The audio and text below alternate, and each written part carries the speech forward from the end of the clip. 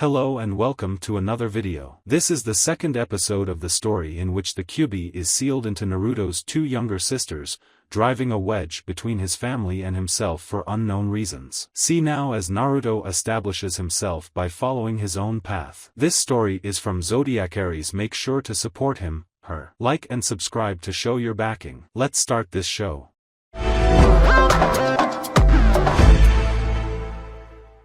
Minato Namikaze, also known as the Yondaime Hokage, was sitting at his desk looking over numerous Jounin senseis of several genin groups.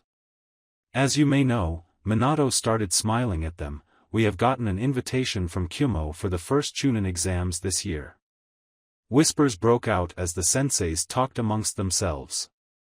Sir, aren't we still hostile with Kyuubi? A random Jounin asked. Minato shook his head.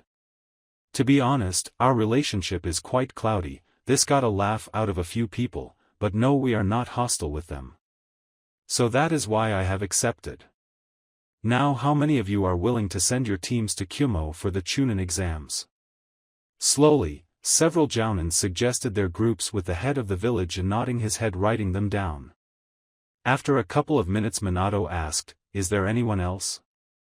I Mikoto Uchiha nominate Itachi Uchiha, Yugao Yuzuki, and Naruto Uzumaki for these Chunin exams, Mikoto said as she moved up from where she was.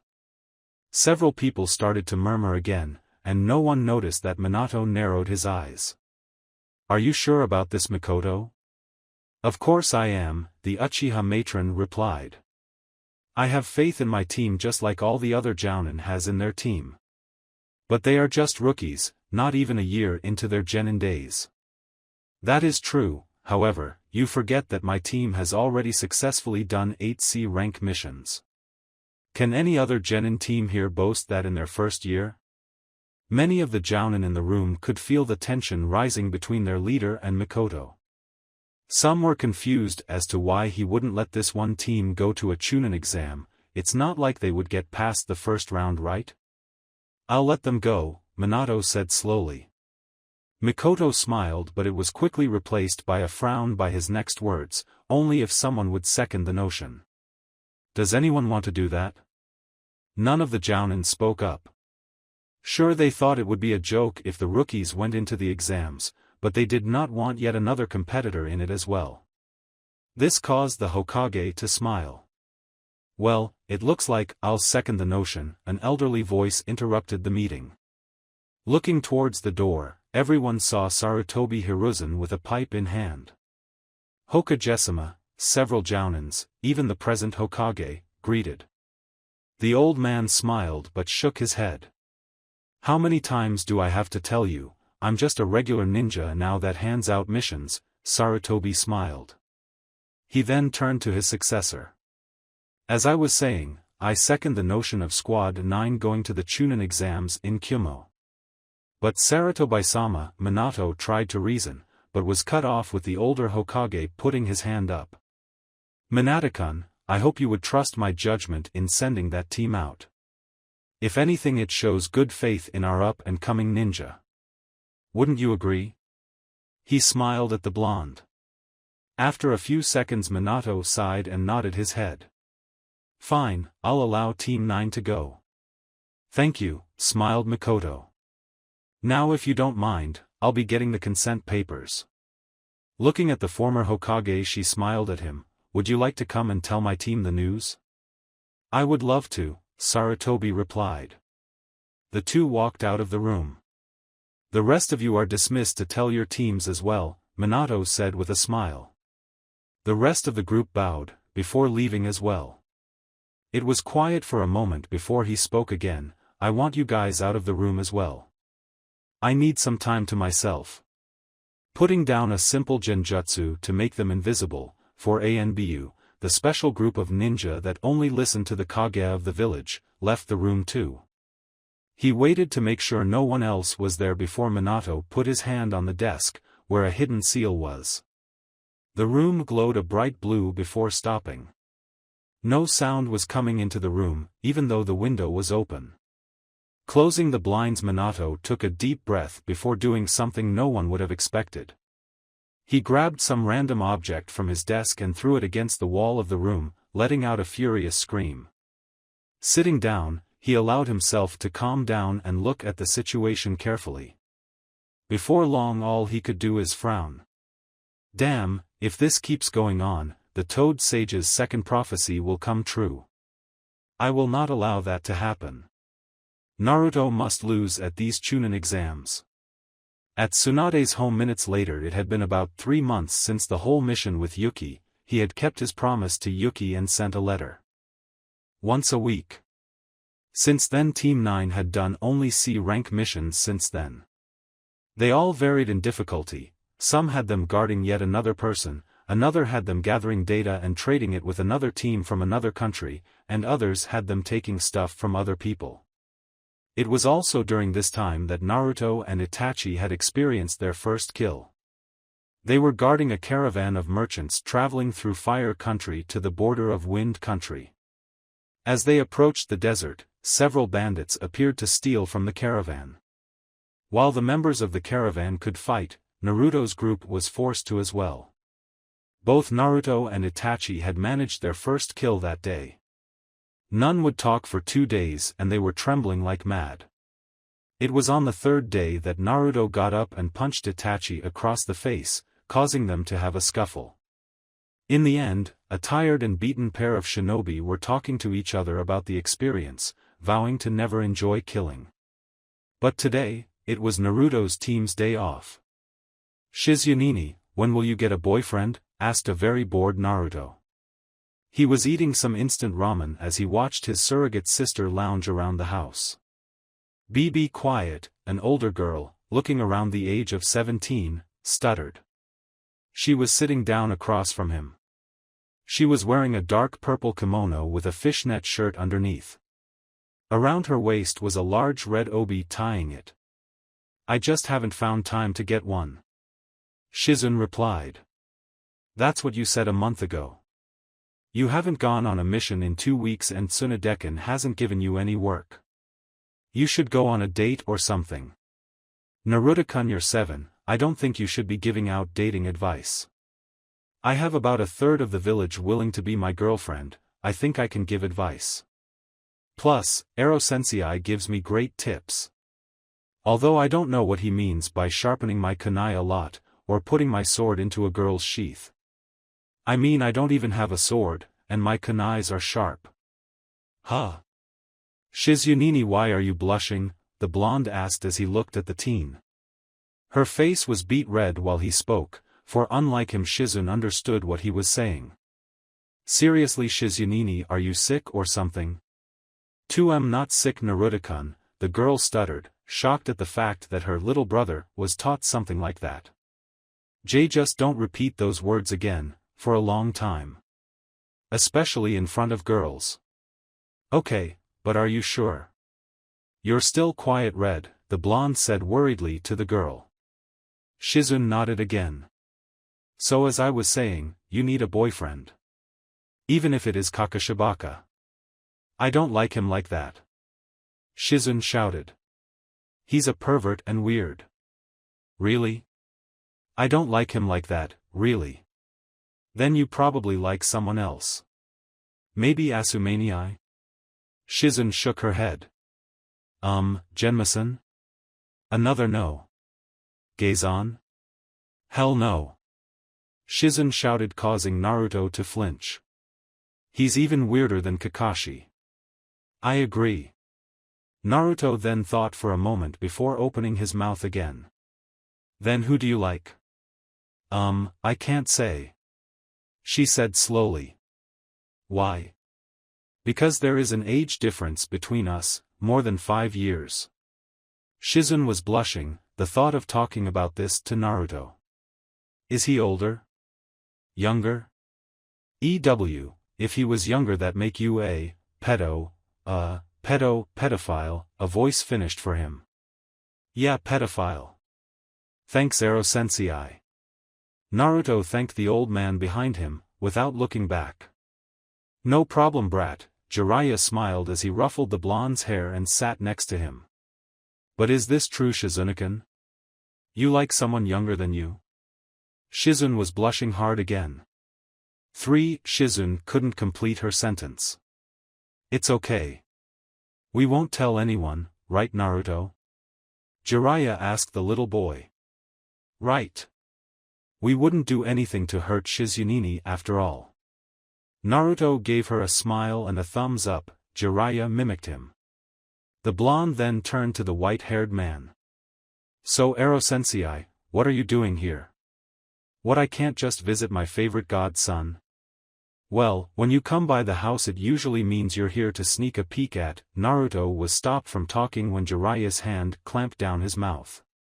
What are you doing, brat? Haim may be around to hear you say that. Around to hear him say what? Tsunade asked as she entered the kitchen to find a blushing and shocked Shizun, Jiraiya with a hand over Naruto's mouth, and Naruto looking a bit lost. Nothing important, Jiraiya forced a laugh before turning to Naruto with pleading eyes. Right Naruto? Come on Naruto, lie for me here, he thought. Sure, it was nothing Tsunade-kun. Naruto beamed at her, acting his age. Then why is Shizun blushing? We just found out she's a pedophile. Shizun shrunk back a bit when he said that, then drew back even further when Tsunade raised an eyebrow at her. Whatever, brat, your team is here to talk to you. Huh? Naruto was confused again. There isn't a team meeting today. Getting up and putting his dishes in the sink, he left the room wondering what was going on. When he entered the living room he was met with Itachi, Yugao and Mikoto all sitting there waiting patiently. Why are you guys here? Is there something going on? Actually there is Naruto-kun, Mikoto happily said. I have nominated you 3 to be part of the Chunin exams held in Kyuubi. Really? Naruto shouted excitedly. All 3 of us are going? That's right. The blonde then turned to his teammates. You guys excited about this? As if you even need to ask, Itachi scoffed, but there was a smile tugging at his lips. I'm willing to see how far we have come, Yugao admitted. This had Naruto break out smiling. This is going to be great. Naruto-kun, don't forget that these are exams, and that you need to take this seriously, Mikoto told him. Of course Mikoto-sama, but I can't help but feel excited. We get to see how we rank amongst the other genin of the world. Where do you think we'll stand, guys? The middle, the purple-haired girl guessed, unsure if this was a trick question. Never doubt yourself, Yuga-senpai, Itachi said. He had decided to using her first name after knowing each other for this long. If you think we are in the middle, then state it with conviction. But for me, I think we're somewhere near the bottom. I do too, Naruto agreed, nodding his head. Why do you say that? Yugao asked. Because I don't mind starting at the bottom. Why? Because if we start at the bottom, we have to work our way up. If we work our way up, we'll end up showing the world our true potential, Itachi explained. Isn't that right, Naruto? Yeah, we'll prove to the others that we're not just some kids. That just like them we are ninja. Naruto said with conviction that felt infectious. Yugao was now wearing a confident smile on her face. Who's with me? Itachi rolled his eyes and slapped Naruto on the back. Baka, we already said we were. What's all the commotion about?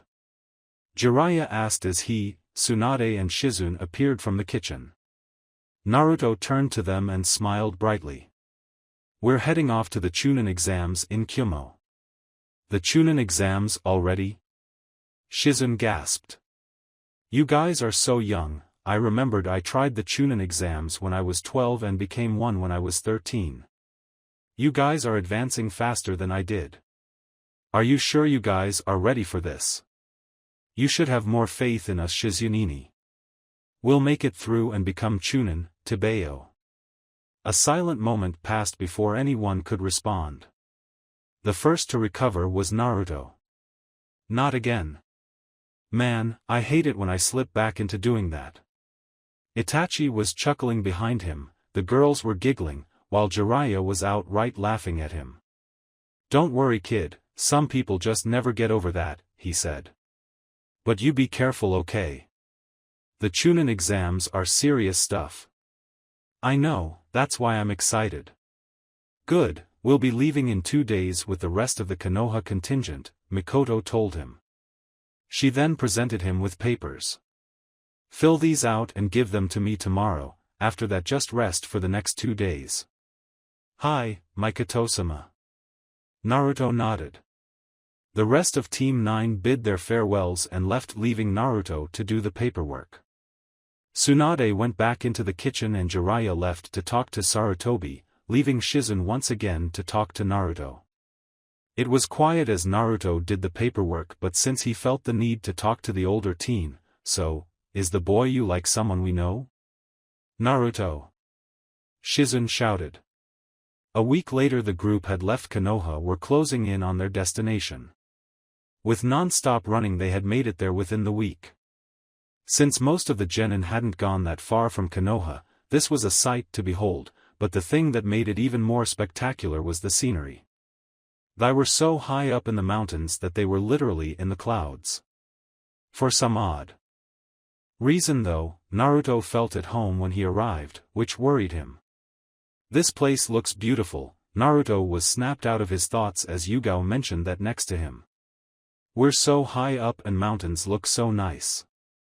If you've seen one mountain you've seen them all, Naruto mumbled. But the air feels fresher here. Itachi merely nodded his head. The large contingent then entered through the gates of Kyuubi. Naruto looked around the village and noticed that most of the ninja in the village had a sword. You noticed it too, huh, Naruto? Itachi whispered. Naruto nodded. We don't have much experience against sword-carrying opponents. We'll manage somehow. As they walked forward, they were led to the hotel they were going to stay in. As was given to every group, they were given a room each with 2 beds, a couch with a pull-out bed, and a couple of seats. Naruto and Itachi had decided to let both Mikoto and Yugao have the bed, while they would trade off on the pull-out one and sleeping in a sleeping bag. After settling in, Mikoto had given them the day to familiarize themselves with the area. Itachi was leading the group as they exited the hotel. So where do you two want to go first? Itachi asked. Let's just have a look around, the exams won't start until tomorrow anyway, Yugao suggested. Actually I was thinking of going to get some food, Naruto said. I'm kind of hungry. Didn't we just have lunch? Itachi questioned him. That was like 3 hours ago, Naruto whined. Itachi rolled his eyes. Fine, let's go find something for you to eat. Naruto jumped for joy as they walked around the village looking for a food stand that Naruto would like, i.e. a ramen stand. As they walked around all 3 of them noticed the different villages that were there.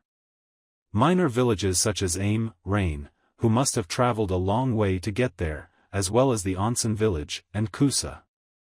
Other than Konoha, the only other major village that seemed to agree to go was Iwa. When they passed by the Iwa group, Naruto had hid in between some buildings, knowing full well what they may do to him considering who his father was. When they finally decided to sit down and eat, at a ramen stand of course, Naruto had ordered whatever their largest serving was, which was called the Spicy Thunder Special, that was super spicy and super salty, which would be free if the person could eat it under 30 minutes without water. Now since he was friends with Itachi who taught him, beat into him, to eat properly he no longer gulps down the food. Naruto was taking time to savor the soup as he ate it, but still at faster pace than the other 2. While Yugao had been accustomed to seeing him eat vast amounts of ramen when he could, the vendor was looking at the blonde with slight awe and horror as Naruto plowed through the food. Does he always eat like this? The ramen vendor asked Itachi. No, Itachi calmly replied as he ate his salty ramen with a boiled egg, he's usually faster than this. That made the vendor even more horrified, worried about his sales. That's right, back at home Naruto-san would be at his 3rd bowl right now, which would be roughly the same size as this, Yugao interjected as she ate her miso ramen with chicken breasts. Seconds later Naruto put the bowl down and had a smile on his face. That was some great ramen, old man, he smiled at him. I haven't had anything that spicy in a while. Plus the serving size was great too. You finished that gigantic bowl in 10 minutes, the vendor whispered, nearly crying for the loss of extra income. Oh yeah? Wasn't it that if I could eat it under 30 minutes without a drink it's free, right? The vendor nodded his head. Do you think I can have another one then? Naruto smiled, if I don't eat it within the same 30 minutes I'll pay for both of them. That had the vendor's head shooting up. Really? Don't do it, Itachi warned. You'll just lose more money. When it comes to ramen, almost no one can compete with this boy. The vendor then remembered what they said about Naruto eating more than that and thanked Itachi for the warning. Fine then, Naruto scanned the menu again before finding something that caught his eye. I'll have an order red bean soup with mochi on it please. Okay. The vendor replied, once again looking at his lost income. The porridge was given to Naruto who slurped that one too, but a more sedate pace. So slow in fact that Itachi and Yugao were able to finish their ramen 5 minutes before Naruto could finish the soup. How come you eat that a lot slower than the ramen? Not a lot of people know this, but this soup is my favorite thing to eat next to ramen, Naruto told the vendor after paying for the soup. It's sweet enough to fix the salty taste that the ramen leaves behind. Never thought of it like that before, the vendor replied. Naruto was about to go on but stopped when Itachi nodded at him. Naruto nodded back before disappearing from his seat. Hey, where did he go? The ramen vendor asked. He went to get our uninvited guest, Itachi announced, while Yugao nodded beside them. While they were not great censors, they had trained enough to know when people are following them. Naruto came through the flaps of the entrance a few seconds later, pulling along a girl with brown hair done in a ponytail. She was wearing a black and purple shirt and black shorts. A Kyuubi headband was on her forehead, although from the looks of it she was quite a bit older than them, probably the same age as Yugao. Who are you and why are you spying on us? Itachi demanded as Naruto plopped her down onto the stool. The blonde also noticed the dark look that the vendor sent the girl. The girl looked shocked, probably due to the fact that Naruto had managed to bring her into the shop while also getting the drop on her. After snapping out of it, she looked at each of the 3 genin. I am Yujito ni, genin of Kyuubi. I saw some Konoha headbands and wondered what they were doing here, Yujito explained. She seemed uncomfortable sitting there and Naruto noticed this too. We're here for the exams, Itachi stated with absolutely no emotion in his voice. I see, Yujito said before looking at Naruto. Is there another reason you're here? The Uchiha demanded. Just one question, why does he smell like a cat? She asked pointing at Naruto. Gah! You mean that lion spit smell is still on me? Naruto shouted. It's been 2 years already and I still smell like that? I don't smell anything, Yugao stated. Neither do I, Itachi agreed. How come I can smell it then? Yugao asked sounding disappointed. Naruto was sure that was the tone she took up when she said that. Whatever then. The Kyuubi ninja stood up and was about to leave but turned to them. As a resident of Kyuubi I would like to welcome you to your village and wish you luck in the Chunin exams. When we do meet up we will be enemies then. Yugao nodded at them before running away. When she was gone both Itachi and Naruto frowned. She has an advantage against us now, Itachi told the other two.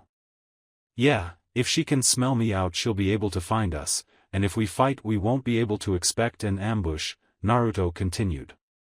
Then why don't you keep practicing that one move you have Naruto-san, Yugao suggested again. The one that will let you know where people are around you? I'll have to keep doing that then. We need to stock up on chakra replenishing pills too if we want to do that, Naruto said.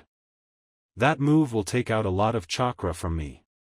After their brief lunch the trio left and were walking around the village. After some time they had accidentally come across a training field that was in use. Itachi was telling them to leave the area, but Naruto was rooted at the spot.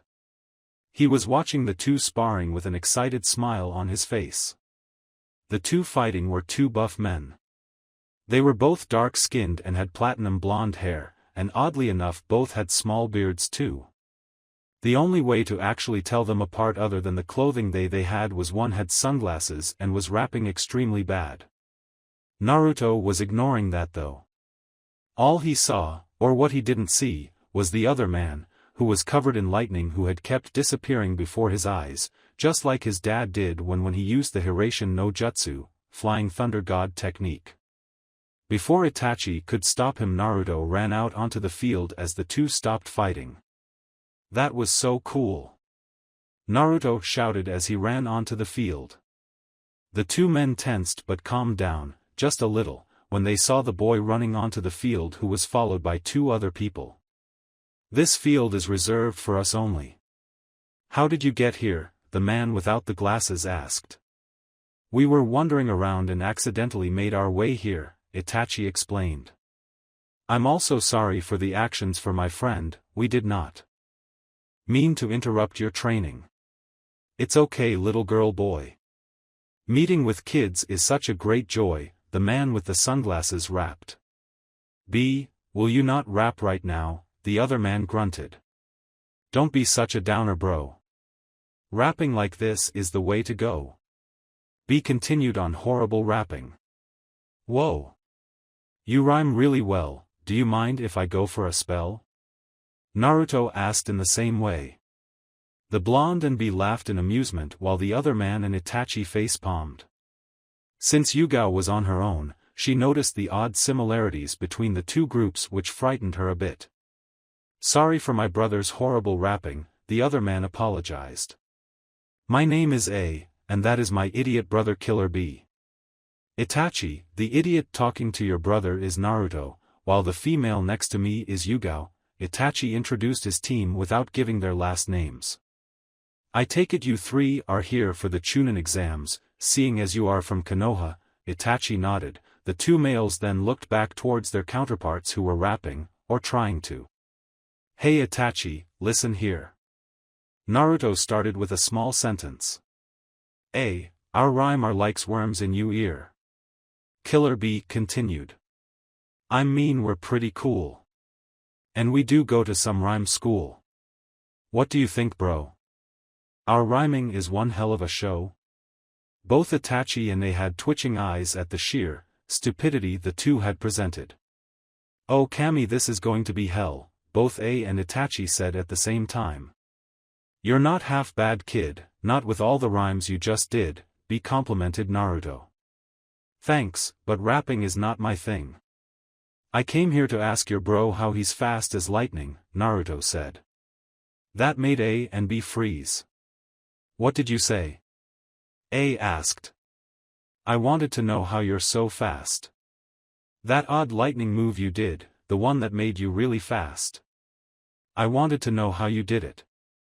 Sorry kid, but it's Kyuumo's secret. Oh, Naruto deflated. Naruto, leave it alone, we have to go, Itachi stated. Mikoto sensei may be looking for us. Itachi was taking care of avoiding giving out more information than he should. Yeah, Naruto answered, before a smirk appeared on his face. Hey A. How about a bet? A bet? A asked. If I could make it to the third round of the Chunin exams, you'll show me how to do that technique. What a silly bet. Why would I do something as stupid as giving a kid the move that only Rakichs know? Because I can bet something on the line too, something that would make it your while. What would that be? An Uzumaki, Naruto said with the utmost confidence. That had A's eyes widen, while B remained relative quiet. Behind him Itachi and Yugao looked mortified. An Uzumaki? A said carefully. Yup. One with the power to seal and control Bijou and bind Jinchuriki. That had a trembling, his father had messed up getting an Uzumaki by the name of Kushina. How could he trust a mere boy to get one for him? How can I be so sure you can accomplish this? Trust me, I have my ways. I'll even sign a contract if I have to. I looked at Naruto, who seemed so confident in his end of the bargain. There were a few tense moments of silence, before I nodded. Fine, but we won't need a contract. I mean, a little kid like you wouldn't be able to fool me, a jounin. True. So we have a deal? Naruto had stretched out his arm, which A shook. When he did, A was surprised to see a black mark appear around his wrist. What the heck is this? Naruto smiled. While I may be only 7 years old, Asen, that doesn't mean I'm stupid. I had taken up a small interest in seals, and that is one of the ones I got used to.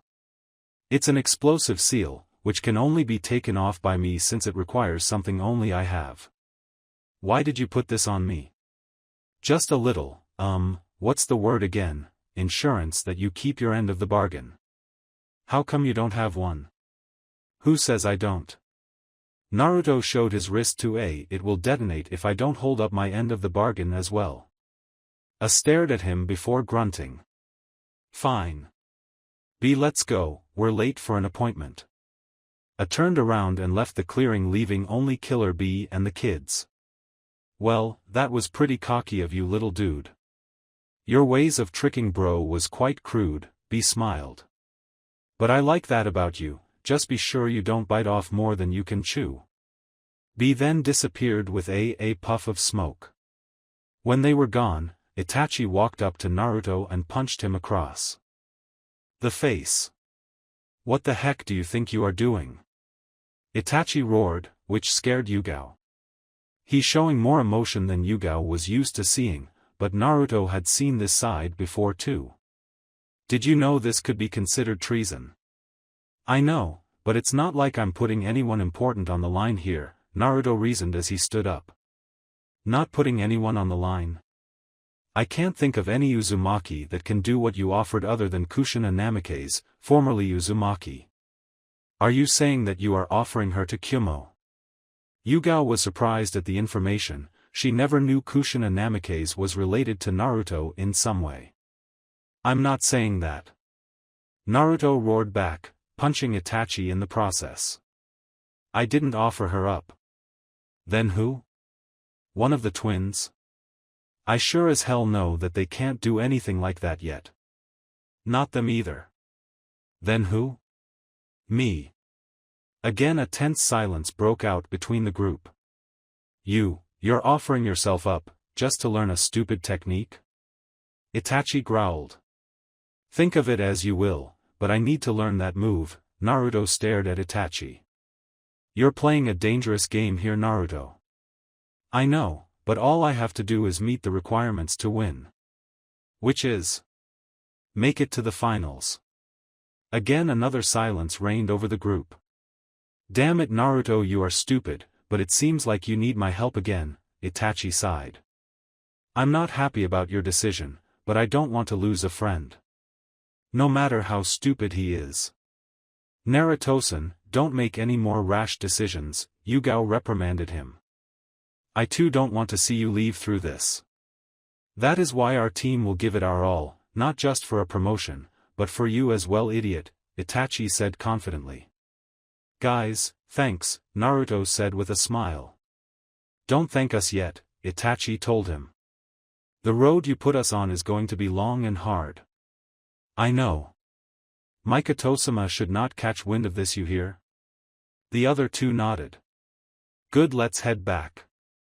As they began to walk back, Yugao then just remembered something. Can you really do what you offered? Seal Bijou and confine Jinchuriki?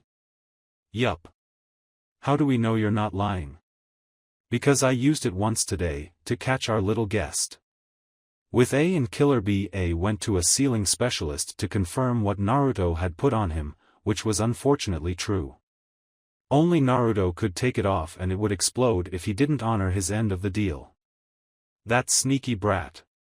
A cursed under his breath. Next to him, B was laughing hard. Admit, bro, you've been had. Outfoxed by a young lad. B laughed. This is no laughing matter, B. If this is how good the brat is, then we may have a problem. I may be the first Hokage to lose that technique to a brat outside of our own village. Don't make such a fuss, in the exams we have our own little genius. Oh yeah. The Hokage known as A nodded his head then. That is true, not only that IWA seems to have sent a prodigy as well. A put on a pensive face before smiling, this year may just be the year of the super rookies, and while I may have been duped by one, I don't mind watching how things will pan out. Even for that Naruto brat. It was the first day of the first part of the Chunin exams, and most of the hopefuls were rather nervous about it. Sadly, Naruto Uzumaki and Itachi Uchiha weren't part of that group, for they had only gotten up recently. Naruto was still brushing his teeth after eating a breakfast that consisted of instant ramen and some fruit, although the fruit was only suggested by Mikoto. Itachi on the other hand was still half asleep and lazing around, although he was already dressed up. The last member of their team was looking at them with exasperation. Are you guys really going to take your time this morning? Yugao asked/whined. I mean, I was ready since 7 in the morning. It's already 9, and the exams start in 2 hours. Don't sweat the small stuff, Yuga-senpai.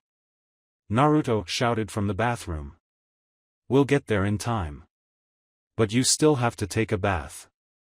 I don't take hours on end in the bathroom, senpai. Yugao shook her head, then looked at Itachi, who was just sitting on the couch with his eyes closed. And Itachi, are you really going to sleep at this moment? I am not asleep, Yuga-senpai, Itachi replied with his eyes still closed. I'm merely meditating to focus in on myself. I swear I heard you snoring a bit right now. That was just some deep breathing exercise. 4. Once, Yugao rolled her eyes at Itachi instead of Naruto. Are you two really not going to do anything to hurry up? Yugao asked with an irritated tone. No, both boys replied in unison.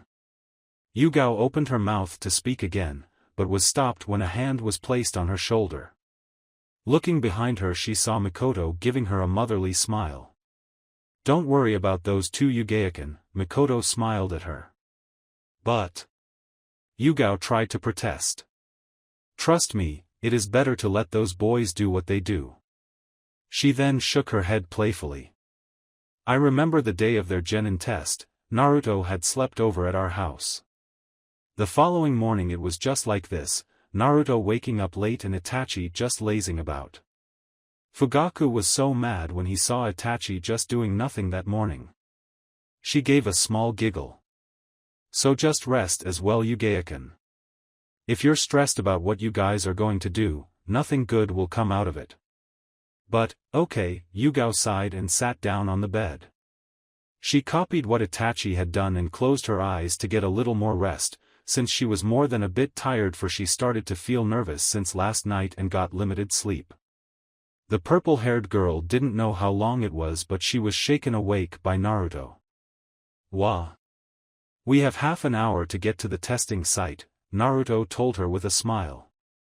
Let's go, sleepyhead. You mean I was for an hour and a half? Yugao yawned. Yeah. Why didn't you wake me? You looked so peaceful when you did, Itachi interjected as he stood near the doorway. We both thought you should rest a bit more, especially since last night you kept tossing and turning. You guys heard that? I did, but Naruto was knocked out. Shut up, Itachi, Naruto grumbled. The blonde then turned to his third teammate. Let's go, yeah. Mikitosama is already with the other Konoha Jounin and waiting for results. Yugao nodded, then Itachi opened the door. Remember, we have to make it to the finals, Itachi told the group as they walked out of the room and locked it. For Naruto. Right, for Naruto, Yugao agreed. Heh, it's like you're doubting we're not going to make it, Itachi, Naruto smirked. We may be strong, but we aren't going to be cocky about this, Naruto, Itachi shot back.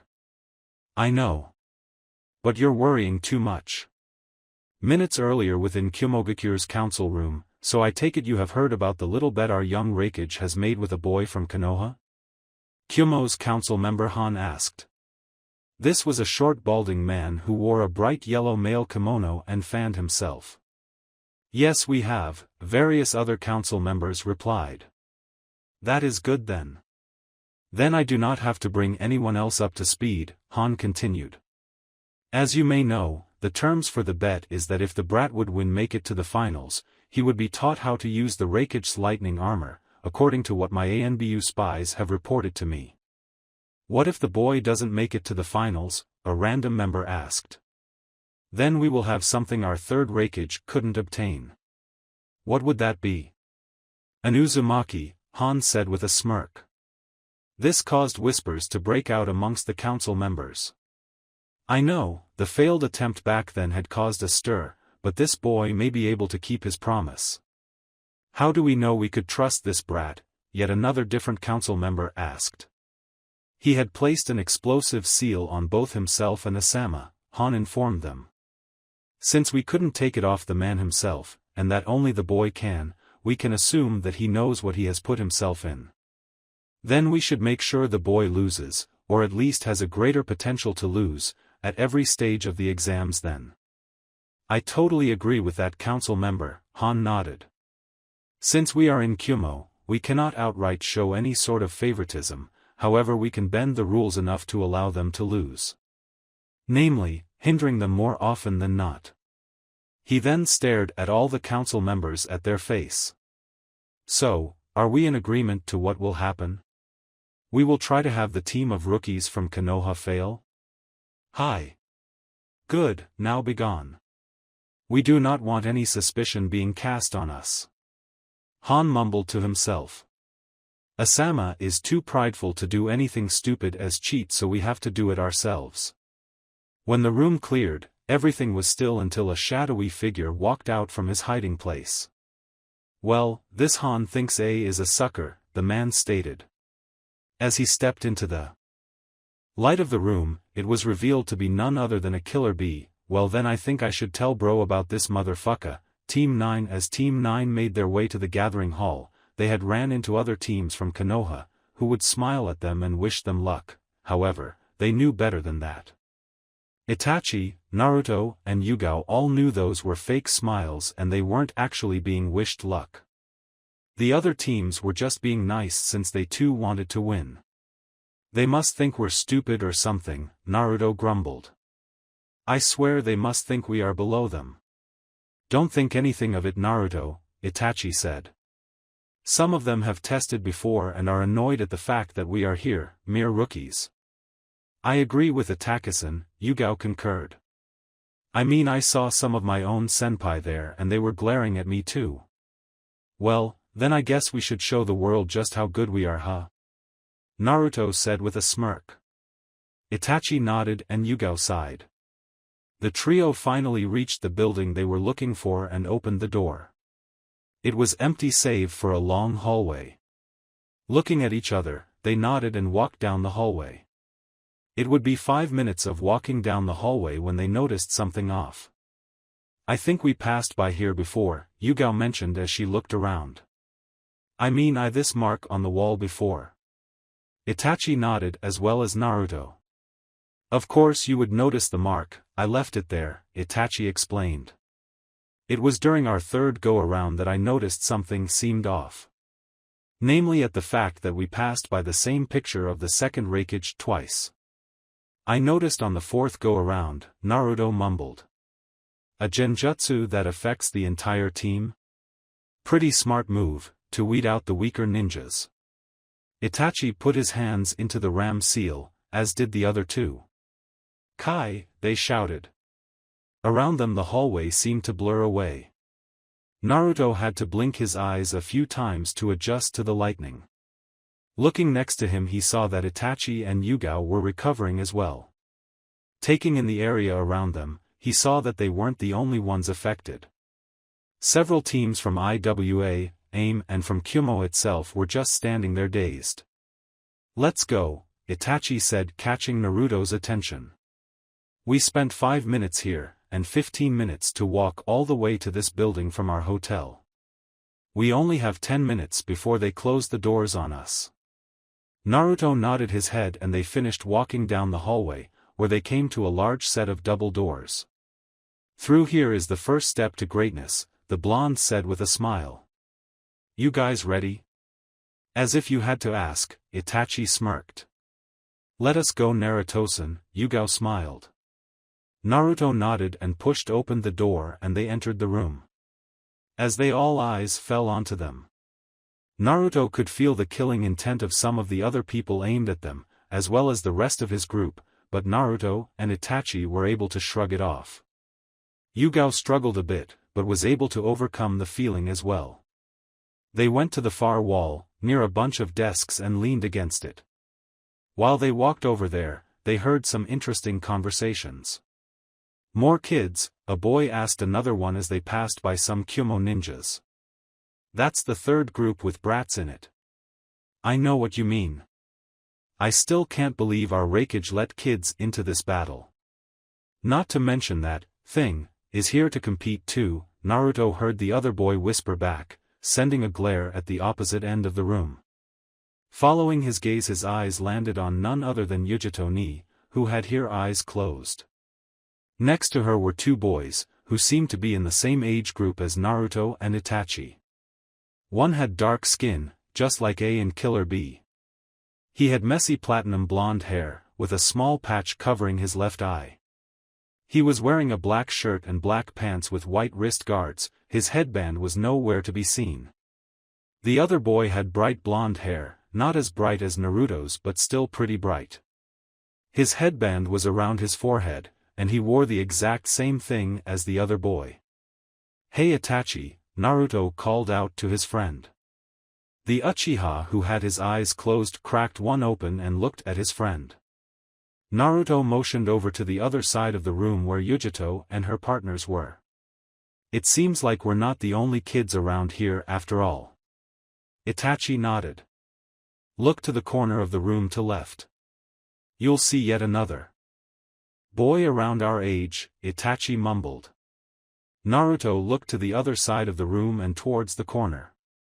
There was a group of IWA ninja, but Naruto was surprised to see yet one more kid in their group.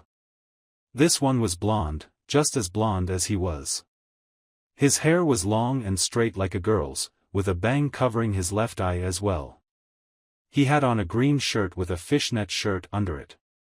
Black ninja pants and sandals. Around his forehead was his own forehead protector. Looks like IWA and Kyuubi have talented youth too, geniuses in their own right. That or they didn't want to be upstaged by Konoha for sending young kids to try and earn the title. "Can I have your attention please?" an extremely cheery voice shouted, causing Naruto to flinch. "Damn, this person is too happy, whoever it is," the blonde mumbled. They looked to the front of the class to see a woman wearing standard Kyuubi jounin gear. Black shirts, black pants and white armor like covering over their chest, but with enough free room on the right side. She had brown hair and same color eyes. What annoyed Naruto was her smiling face. Unlike Yuki, this lady's smile was true, but man was it just annoying to look at it. It was too bright and happy. "My name is Saw 8, the jounin introduced herself. "I am going to be your proctor today." "Kami, her voice is like nails on a chalkboard," Naruto groaned. Next to him Itachi nodded his head, also trying to ignore the extremely happy tone of the woman. Yugao was covering her ears with her hands. Looking around, the blonde noticed that everyone was wincing as well. "Please take a seat and I will explain to you what your exam will be." Slowly, each group took seats in the empty classroom, with teammates sitting next to each other. When everyone was sitting down, Saw 8 clapped her hands together and smiled. "Great! Today is the first part of the Chunin exams, so this part is going to be easy." Taking a piece of paper from her pocket, she raised it up for the kids to see. "Today you guys are given this. It's a piece of paper with the location of a jounin who will let you pass this test. It should be in the small space in the desk. You can all look at it right now. Itachi reached in and pulled out the piece of paper and examined, with the other two leaning in. What they saw surprised them. It was just one word, stand, with 3 blanks next to it. "Hey," the blonde from IWA shouted. "What the heck is this? We only got a word on it." Everyone started shouting out their protests as well. Naruto was about to join in the shouting too, but Itachi stopped him. "Yes, everyone only got one word. All of you got the word stand correct?" Saight smiled. Each person nodded their heads as the proctor smiled. "Good. Because that is the first test. Not only are you supposed to go to where the Jounin is, you have to find out where it is in the first place. And to make it fair, each group has a different destination. There are 3 areas in all as to where the Jounins can be. And each group can only go to the one on their paper. Then how do we see the rest of the words on this thing?" Naruto grumbled out loud. "That is simple. We had placed some words in the places where you have visited when you had arrived here. You see, we had some Jounin follow you and mark the areas you had visited when you first arrived. When you left, we had our Jounins mark the area with a special ink that would react to the paper you have. No. All you have to do is find the ink spots in the area from the places you went to and figure it out. All the ink spots should be in the first 3 places you had visited when you went to Kyuubi." Saight smiled. "Is everyone clear on what they are doing?" When the groups nodded, they agreed. "Oh, and one more thing, we had asked several Chunin to play in this as well. They are going to try and steal your papers from you and destroy it. So please don't lose them. Also, your entire team has to make it to the place." "Wait, what?" people shouted. "You have until sunset to get to your spot. Ready, begin." Just like that, everyone shot out of the room and began looking for the first areas they had visited, with Naruto's group being last to leave. "What do you think about this, Itachi-san?" Yugao asked. "Why would we do this right now?" "It's an information gathering test," Itachi explained. "Ninja like us are supposed to be able to find the information we need and get away from trouble. That is what the inclusion of several Chunins are for. I'm probably guessing they're around us right now," Naruto sighed. The Uchiha and the female nodded. "Should I start using that jutsu?" "Just don't strain yourself, you're going to be using a lot of chakra to keep that move up." "Well, if I keep it in a small distance, I don't have to waste so much chakra." "Just be careful. You barely finished cutting the leaf a few weeks ago and barely started trying to split that waterfall in half just before we left. Your control over futon chakra is still pretty unrefined." "I know that, but I'm not trying to cut anything, are we? I'm just sending out my chakra," Naruto argued. Itachi sighed and nodded his head. "Fine, let's do it, but again be careful." Naruto nodded his head this time and did 4 hand seals before shouting. "Futon, Hurricane's Miyabi, wind release, spring wind elegance," Naruto shouted. From Naruto's body a slight gust went forth in a circular direction. Naruto closed his eyes for a moment, his left twitched at times before he opened them. "Crap, this is taxing after all. How far away is the range so far, Naruto-san?" Yugao asked, looking worriedly at the boy. "About half a kilometer in each direction," Naruto whispered back.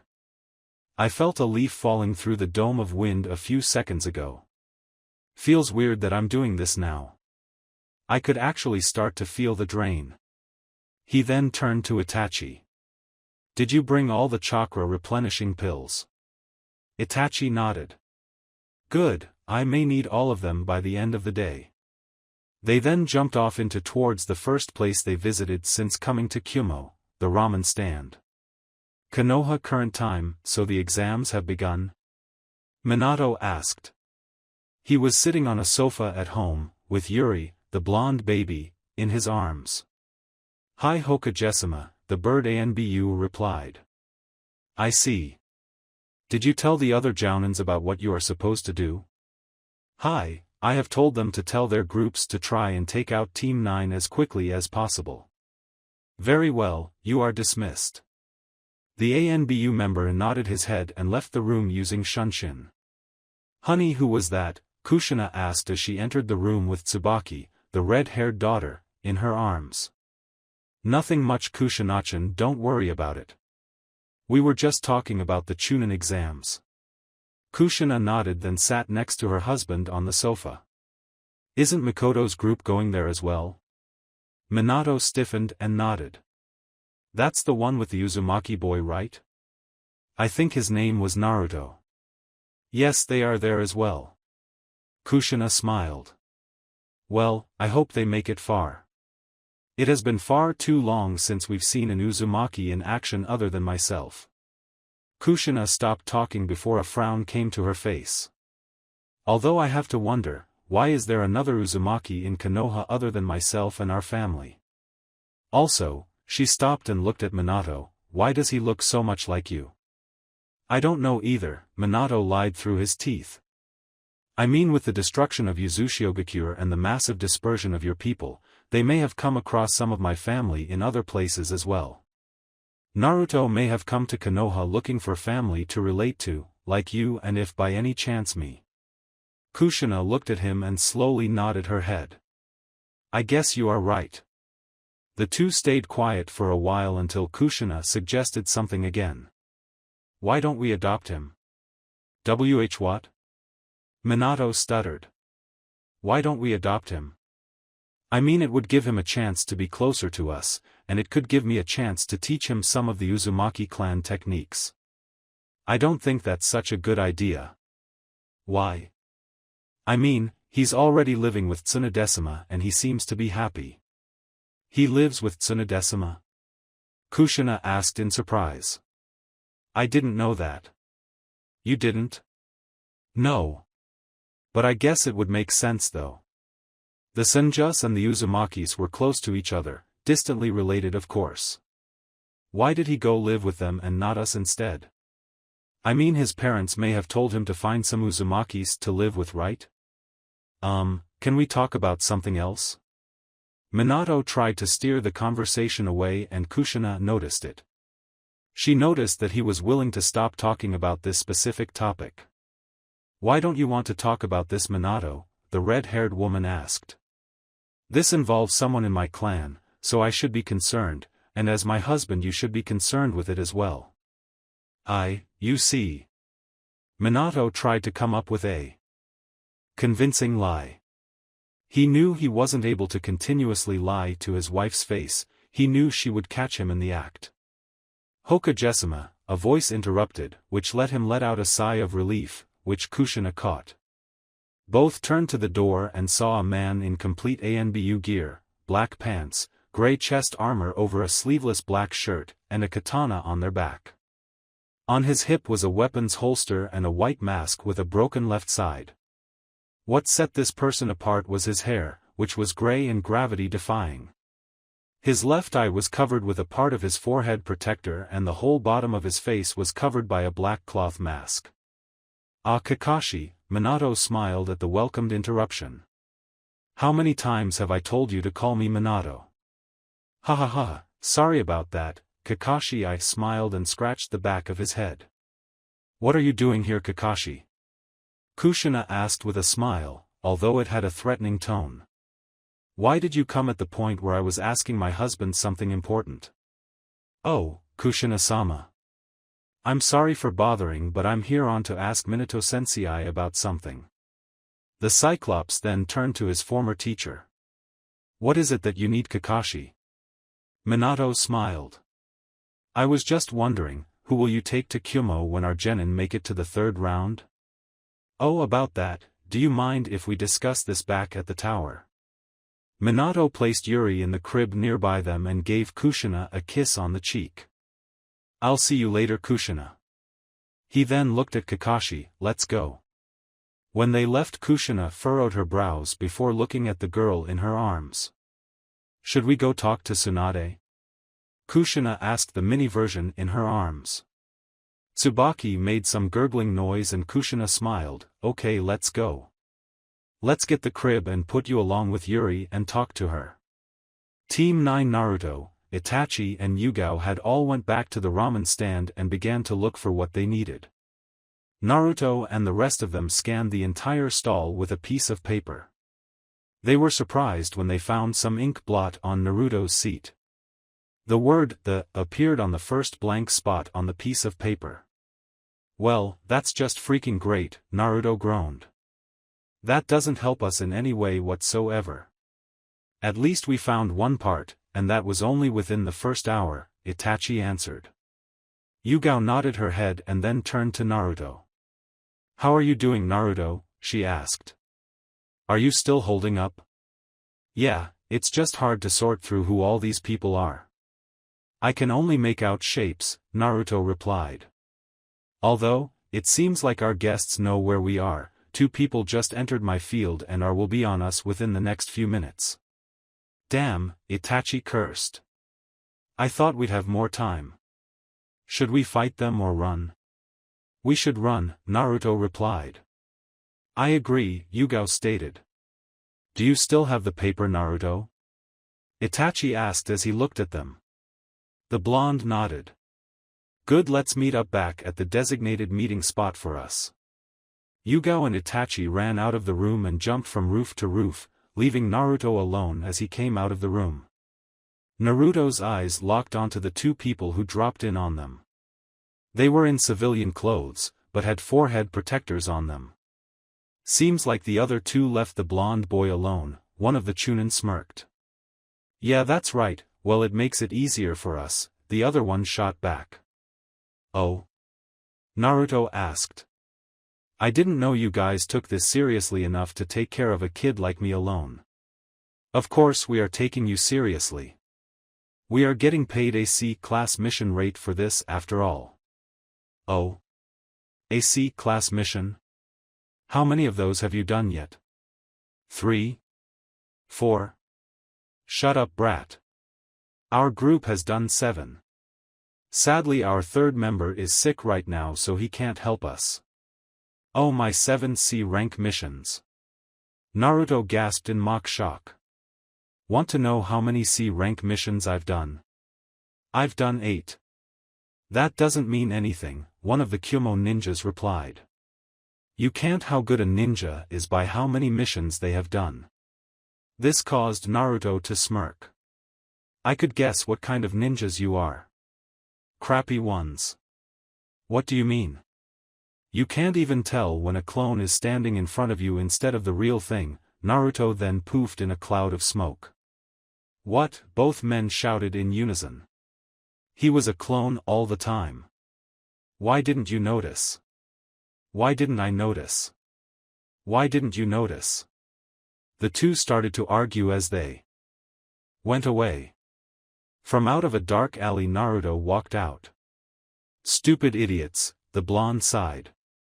Reaching into his pocket he popped in a chakra pill.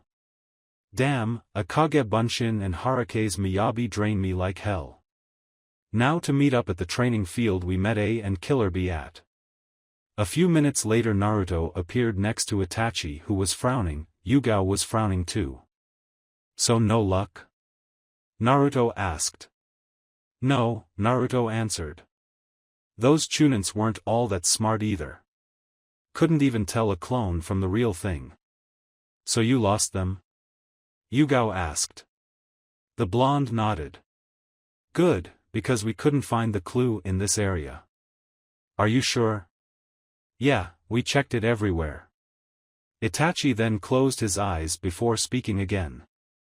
They said the ink blots would be in the first place we visited, right? Itachi asked. Yeah, Yugao replied. Since we visited the ramen stand, we know that was one of the areas we visited. Right? But you have to remember where we actually stopped by first. Which was where again? What are you saying? Naruto asked confusedly. I mean, other than the ramen stand, the only place we have been to our hotel and the toll booth. Naruto stopped talking when he understood what Itachi was insinuating. You mean those are the places they can be at? Itachi nodded. So let's go there then. The group ran towards their hotel. As they did, Naruto whispered, "Someone is following us." Just as he said, a person landed in front of them. The entire group tensed when they saw the person who appeared in front of them. He was wearing Jounin gear, but what set him apart from other Jounin was the fact that he had a white porcelain mask in the shape of a cow on it. "What is an ANBU member doing here?" "I am here to stop you," the Kyuubi ANBU replied. "So now give me the paper, and you won't have to be hurt." Itachi looked at Naruto and nodded. "Yugeo-san, please hurry up and get to the places to get where the ink is," Itachi stated. But Itachi-san, Yugao tried to protest. "Go!" Naruto shouted. "Itachi and I can hold him off for a bit." "But he's an umbu." "We know that," Itachi replied. "Look, we don't have much time, but you can get the ink blots for the paper. So hurry." The purple-haired girl looked at both of them, noticing that they were determined and that they wouldn't budge. Yugao nodded and tried to run past the ANBU member, but he stepped in front of her. "Where do you think you're going, little girl?" The ANBU was interrupted as both Naruto and Itachi tried to kick him in the face. The ANBU dodged to the right, but it allowed Yugao enough time to escape. "Damn! Get back here," the ANBU shouted. He was about to run after her when a kunai was about to get him. His hand caught it. "You think that this would stop me?" "Now, but the thing on it might," Naruto smirked. The ANBU reacted fast enough and threw the blade to the side where it exploded. "Well then, it seems like I'll have to beat a lesson into you two boys," the ANBU cracked his knuckles. "We just have a question for you before we do anything else," Itachi stated.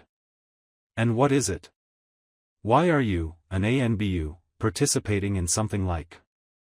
We only thought that Chunins were going to be involved in this." "Oh, that, let's just say we know of a certain bet." "I see."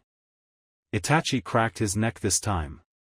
"Naruto, we have a few hours to keep him busy and for Yugao to find the paper." "You know we won't win, right?" the blonde retorted. "I know, but we don't have to beat him." Naruto chuckled before cracking his own neck. "Well, let's do this. With Yugao, where is it? Where is it? Where is it?" Yugao muttered as she rifled through their hotel room, placing the paper in front of almost every piece of furniture she could see. "Come on, where are you? I need to find you so the boys don't get hurt." She flung pillows away from the bed. Not finding any sort of ink blot, she moved on to the table set. Placing the piece of paper on everything she can. She then put the paper in front of the book Itachi was reading the night before. When she did that, she saw the word "greatest" appearing on the second line. "This is great." Yugao let out a sigh of relief. "I just need to find the one in the toll booth." She then turned around and left the room. As she exited the hotel itself, she came to a stop when she saw the two Chunin that were at the ramen stand. "Hand over the paper, girlie," one of them smiled at her. Naruto and Itachi. Naruto was punched into a tree as he blocked the attack from the ANBU. "Kami, that hurt," Naruto cursed. "It should," the ANBU smirked under his mask.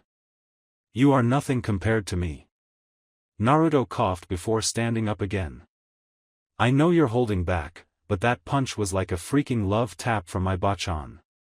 The ANBU was about to respond, but ducked a kick aimed at his head from Itachi. The ANBU then punched Itachi as he stood up. "I have to say you guys are pretty good, for a bunch of 7-year-olds, I mean. Although I think it's time to stop playing around." The ANBU walked closer to them. "My superiors told me not to kill you or physically cripple you in any way, but I think a sound beating is good enough for you, the likes of you two.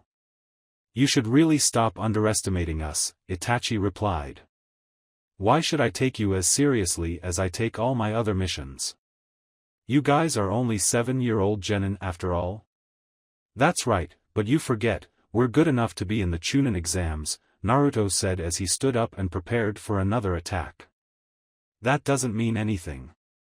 From the looks of things, you guys made a bad choice in fighting me. If this were a real mission, you'd be dead and I'd be after your third teammate. That shows terrible decision-making that is required for being Chunins. Ha ha ha, he thinks we're that stupid, Naruto laughed. You see this guy Itachi? This guy is acting rather high and mighty.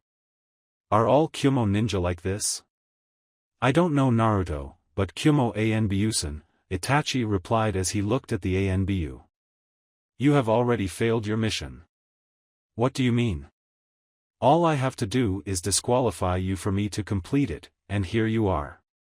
All I have to do is cripple you, the cow Chunin told them. Naruto and Itachi started to chuckle. What's so funny? Slowly their chuckles became full-blown laughter. What are you two laughing at? Don't you get it? Your chances of winning are over. You won't be able to become Chunin. It's not over for us, Naruto replied as he calmed down. Although it may be over for you, Itachi continued to talk. Not only did you fail your mission and let us get away, you beat up 2 Kyuubi ninja. So more or less, you're fired. What are you talking about? The Anbu growled. The two boys smiled before putting their hands together and shouting, "Kai." A plume of smoke covered them and from out of the smoke fell 2 beaten bodies. To be more specific, 2 beaten bodies of the Chunin sent after Team 9. What? With Yugao was about to attack the 2 Kyuubi Chunin before the one who didn't have their hand out smacked the other one on the head. Idiot, drop the act, the ninja said. Fine, fine Itachi, the one with his hand out grunted before he transformed into Naruto. The one next to him turned into Itachi. Naruto-san? Itachi-san? Yugao asked confused. But, I thought, weren't you guys back there? Look, we'll explain on the way, but for now let's get a move on, Itachi said as they ran towards the toll booth. How are you two here? The purple-haired girl asked. We were always here, Naruto replied as they kept running. We were always watching what was happening. What do you mean? What Naruto is trying to say is we never left your side, Itachi explained. The entire time we were watching you from afar. Huh? You see Yugao-san, Itachi continued. From the moment you woke up from your nap to the ramen stand incident, we were never with you. Then who were those with me? Henged shadow clones, Naruto revealed.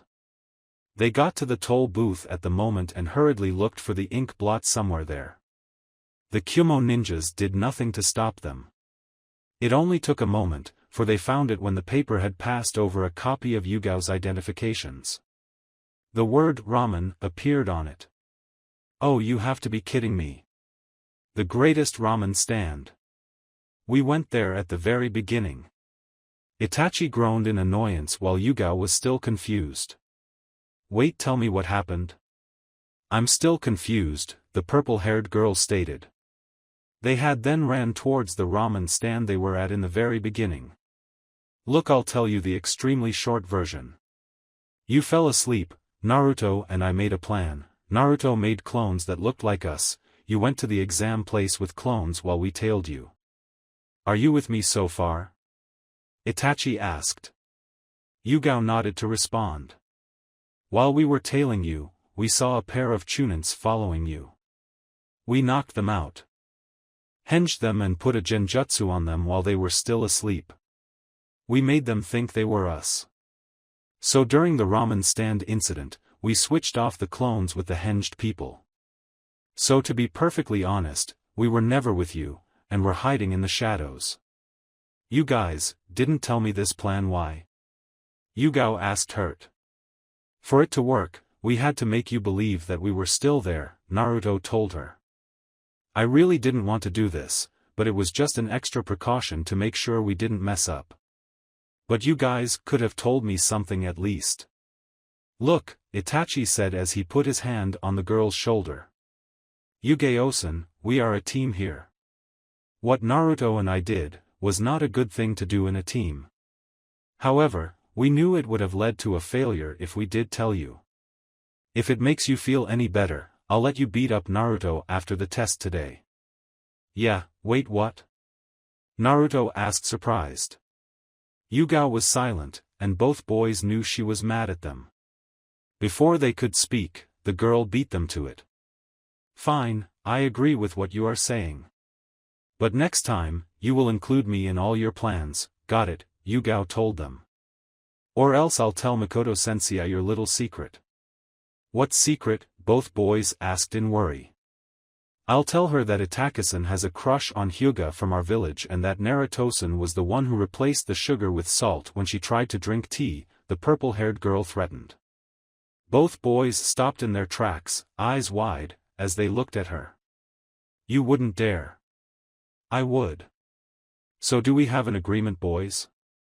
Both boys nodded their heads and Yugao smiled at them. Good, and it looks like we are here. The two boys looked up and found themselves at the same place they ate lunch on the first day. The store was called the Greatest Ramen Stand. They walked in and was greeted by the same vendor from the day before. Ah, it's you three, he shouted. Is the blonde one here to eat me out of house and home again?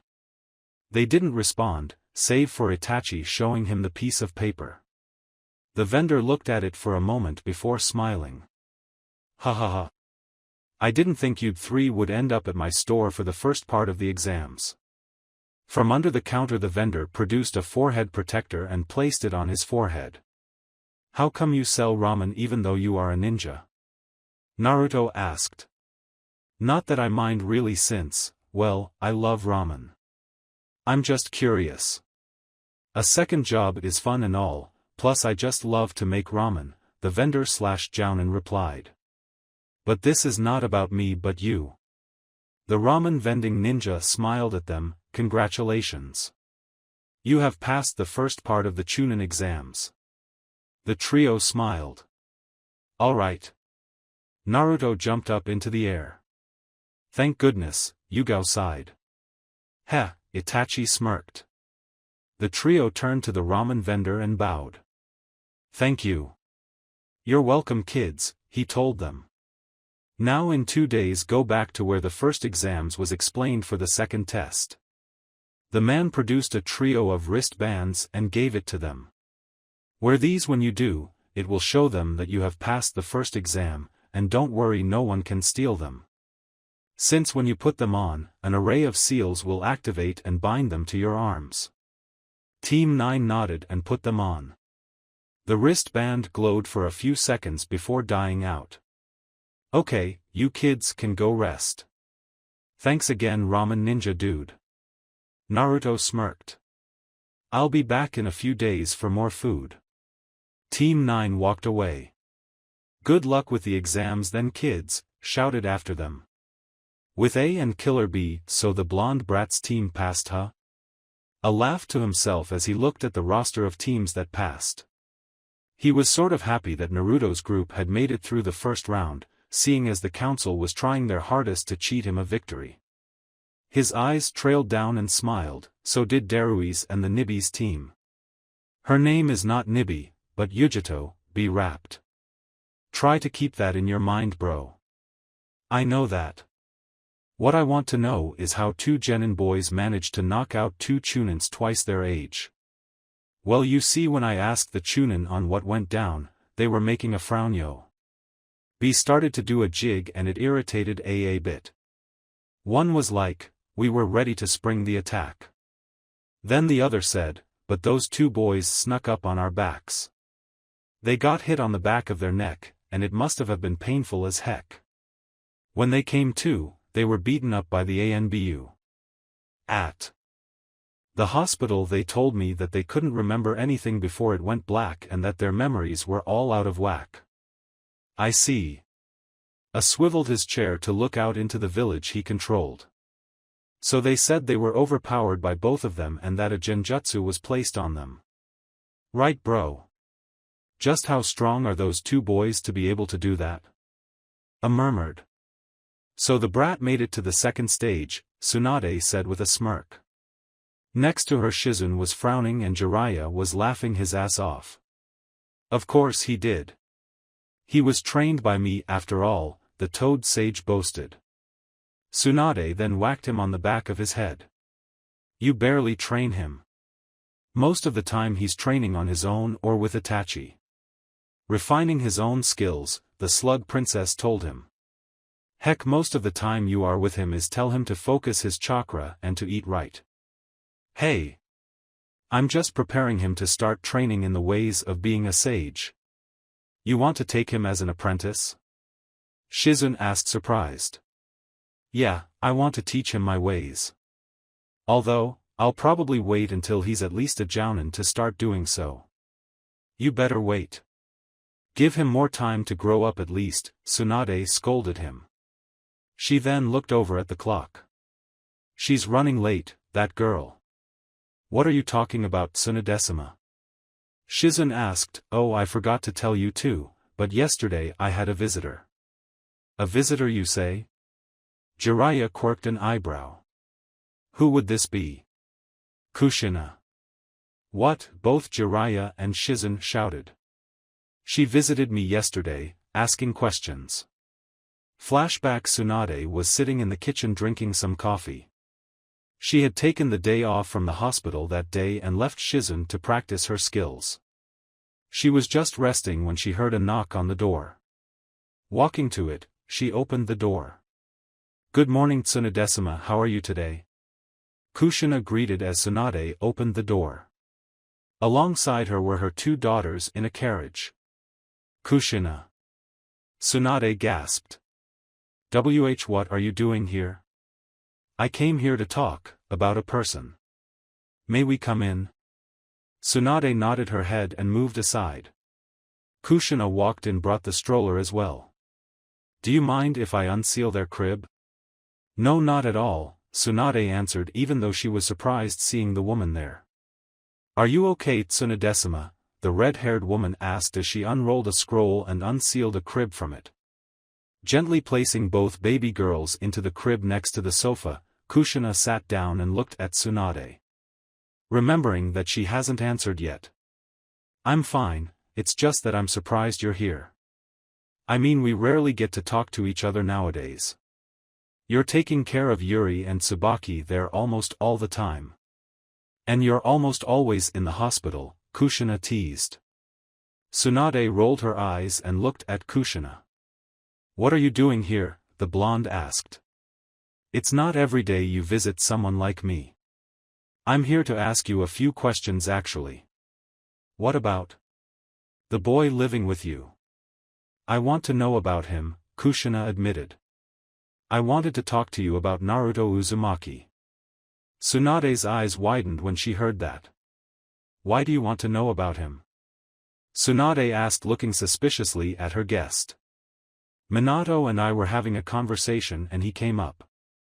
For some odd reason, he keeps trying to avoid the topic altogether. Like he doesn't want anything to do with him. I see. Closing her eyes, Tsunade shook her head and giving out a sigh. To be honest, you should talk to him and not me. He is the one you want to find out about, right? Kushina nodded. Then you should go talk to him. Although, he is at the Chunin exams right now. I know that is why I came to ask you. I mean, he does spend a lot of time with you, right? The red-haired woman asked. He spends more time with Shizun and the Uchihas than he does with me, Tsunade told her. Sadly, both of the Uchihas that know him the best are with him in the exams, and Shizun is privy about her friendship with Naruto. I think she has a crush on him, even though she is a decade older than himself. That's odd. Kushina frowned. It is, but she won't say it. I mean, who would say they have a crush on a 7-year-old? Tsunade chuckled. I see. So are you going to tell me about Naruto? I'll tell you about him, but only the basics about him. The rest, you have to ask him personally. Flashback end: why did she come of all times to talk about him now? Jiraiya asked after hearing the story. Why 2 years? I think it's because Naruto is interacting more with Minato through the course of missions, Tsunade explained. You know how sometimes the teams have to report to the Hokage himself for some certain missions? Shizune and the Toad Sage nodded. Well, I know Minato wants to spend as much time as possible with his kids, and Kushina brings them, so I think the reason she's seeing him more. That, and I think the fact that another Uzumaki, that is, not part of her family, is in Konoha is having her worried. I see, Shizune stated before her eyes widened in recognizing something said in the story. Hey! I do not have a crush on Naruto. If you're denying it, it just makes it more suspicious. Tsunade smirked. So you are a pedophile. Tsunadesima. Shizune shrieked. Jiraiya, who was forgotten in the moment, was writing something down in a black book. An older woman, who the hero thinks of as a sister, holds more than sisterly affection for said hero. I'm going to use this as my new story plot, the pervert thought. I think Naruto will give me better story ideas as he grows up. More so than Minato. Team 9. It was 2 days after the first test, and Team 9 found themselves back in the same room. Since they got there a lot earlier than the previous time, they decided to just sit down. When they got to the door, they showed the jounin there their wrists with the bands on them. The jounin had let them in and saw that other than Yujito's group, and the group from IWA, they were some of the first ones there. So they just sat there spending their time doing nothing, while waiting for every other team to appear. Rather, they tried to, but someone decided to bother them. I see you guys made it past the first round, a female voice said. Looking to their left, Yujito was standing there, with the rest of her team standing a few feet away. Why wouldn't we have made it through the first round? Naruto asked. I mean, you and your kids are here too. It's because we are some of the best Kyuubi has to offer. I'm not sure if I could say the same about you and Konoha. You can think whatever you want, Itachi answered as he looked towards the front of the room. All that matters is that we are here. Other than that, all I can say is that all we can do is move forward. Good words, Itachi, Naruto smirked. So you can tell your little group to watch out for us. For we will get the better of you guys. Yujito glared and then walked back to her group. Team Kyuubi, what were you doing over there? The dark-skinned boy drawled at Yujito as she came back. Yujito looked at him with a slight glare. It's nothing, Darui, Yujito mumbled. I hear she had met up with them before this too, the other boy on their team stated. Oh? Is that true, see? Darui asked. Yeah, apparently they had met at the ramen stand where those kids passed on the test 2 days ago. Did any jounin from our place see how they acted throughout the first test? To answer Darui's question, C shook his head. Apparently they didn't do any of the fighting. One of them placed a genjutsu on the chunins going after them and had them go out and make other people believe that they were the kids from Konoha. Well, at least that is what I heard from Asama, C explained. I see, do you know anything about them, Yujito? Darui asked, looking at the older girl. One of them smells like a cat, Yujito stated. The blonde one. He said a lion licked him one day and for some reason I could smell it. That is odd, but will come in handy if we are going to have to find them. See, what else do you know about them? The other male in their group, from what I've gathered, his name is Itachi. From what we know of other villages, the symbol he wears on the back of his shirt is none other than the Uchiha fan symbol.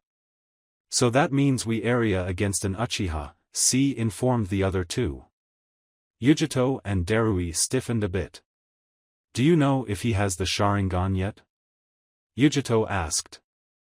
Not sure, again they didn't fight during the first exams against the chunins that were sent after them. Just like us, huh? That makes this kind of dull, Darui mumbled. He then looked over at Team 9. They make an interesting group. What do you know about the female in their group? Nothing, to be honest. How about the skills of the blonde? Nothing.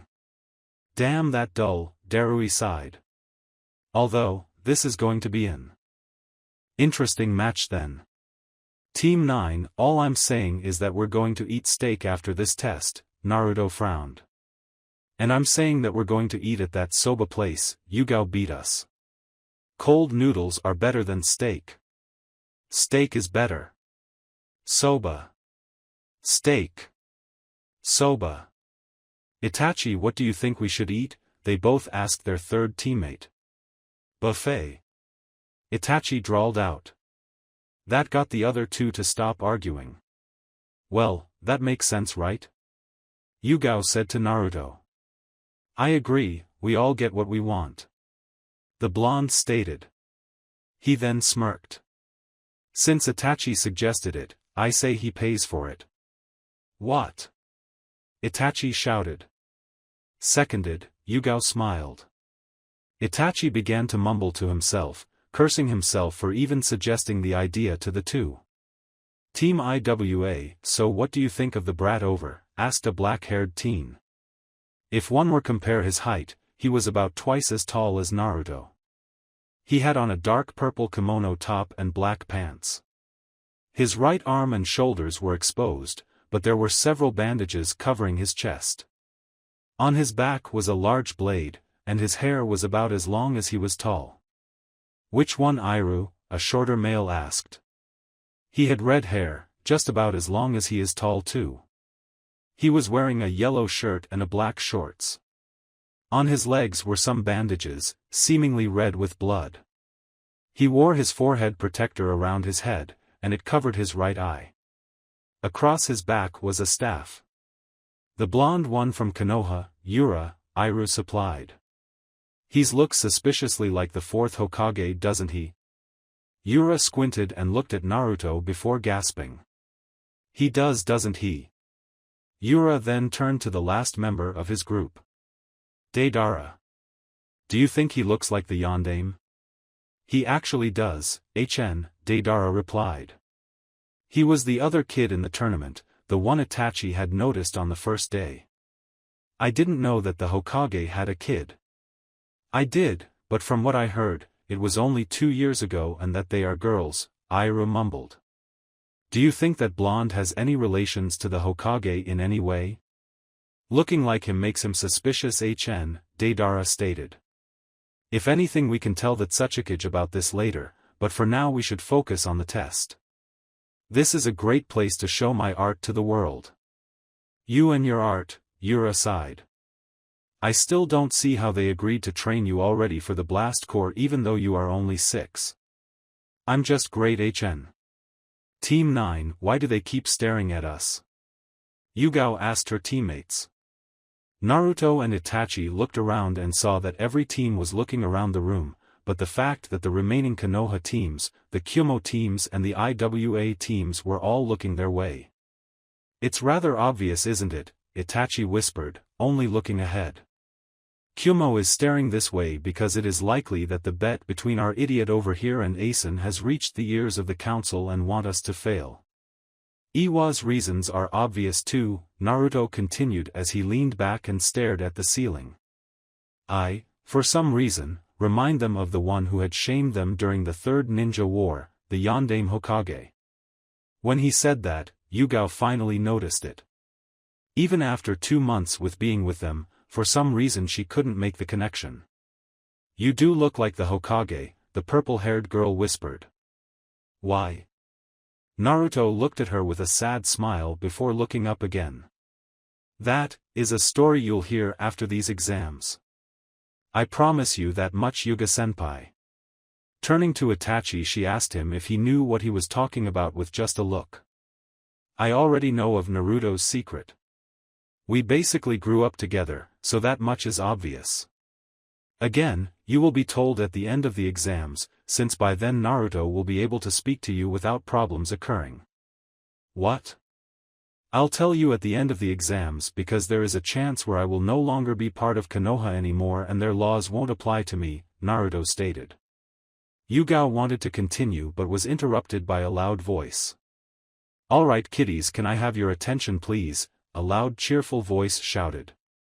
Naruto and the group had to cover their ears as they looked up to see who the heck was talking. At the front of the room was none other than Sait smiling at them. "It is nice to see you all here. I'm glad to see that more than a few of you had made it through the easy first round. You weren't much of a proctor, you know," Naruto shouted from his place. "I know that. It was part of my job to oversee the ninjas working for us to catch you."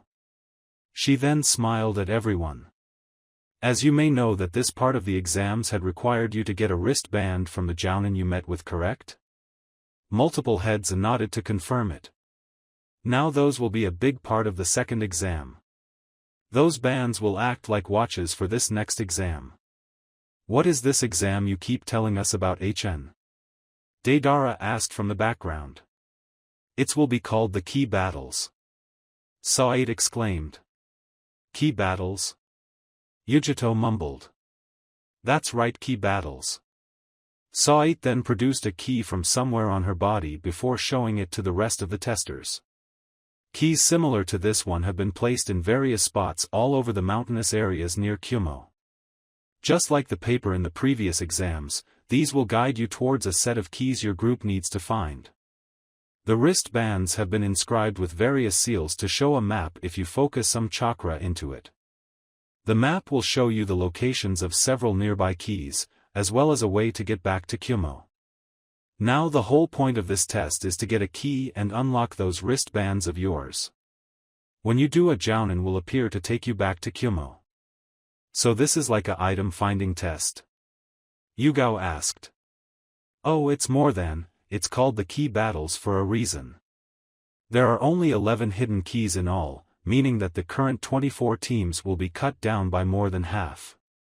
That's a lot of people going to be out," some Konoha genin shouted from the back. "Of course it is. We need to cut down on all the slackers attending this thing after all. This will take place outside of Kyuubi, just as I had said, in the mountainside.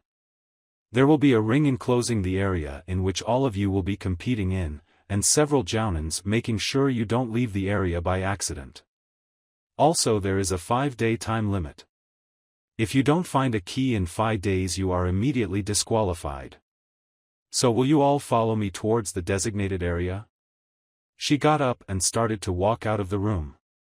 With A and Killer B, so the second part of the exam started? A asked a Kyuubi chunin kneeling before him. "Hi, Rikagesima," the chunin replied with his head hung low. "I see, you are dismissed." The chunin nodded his head and walked out the door. A sat alone, with B outside of his window rapping about how awesome he was. "I really had hoped the council would not do anything to hinder the exams, but with them finding out about our bet, it will be harder to do things now. I don't want to win unfairly, but I will need to butt in now." "You know, A," B stated as he popped his head through the window, "I didn't know you were up for fair play." "I'm usually not," A mumbled. "This time is different. This time my life is on the line and I'm actually intrigued by what the boy will do in the next few days." "Are you worried you might die?" "Don't worry, 'cause I don't think Naruto is that kind of guy." "Why do you think that?" "It's because he likes to rhyme like me. And you know you can trust Killer B." "Oh yeah." A groaned in despair at the continuous rapping. "I hope you don't mind, but I'm going to ignore that. And while I do trust you, I don't trust that Naruto kid. At least not enough to entrust my life with him." In Konoha, Sofu, Toryun and Terra had made it to the second exams, an elderly voice asked. "Hi Danza-sama," a man with a black rain coat with a white porcelain mask in the shape of the face of a rabbit replied emotionlessly. "Very good," the elderly man replied. Stepping out of the shadows was a man who looked to be about in his late 60s. His hair was still black, but it was mostly covered up by bandages. In fact, most of his face was covered up by bandages. From his forehead and his right eye were covered by it.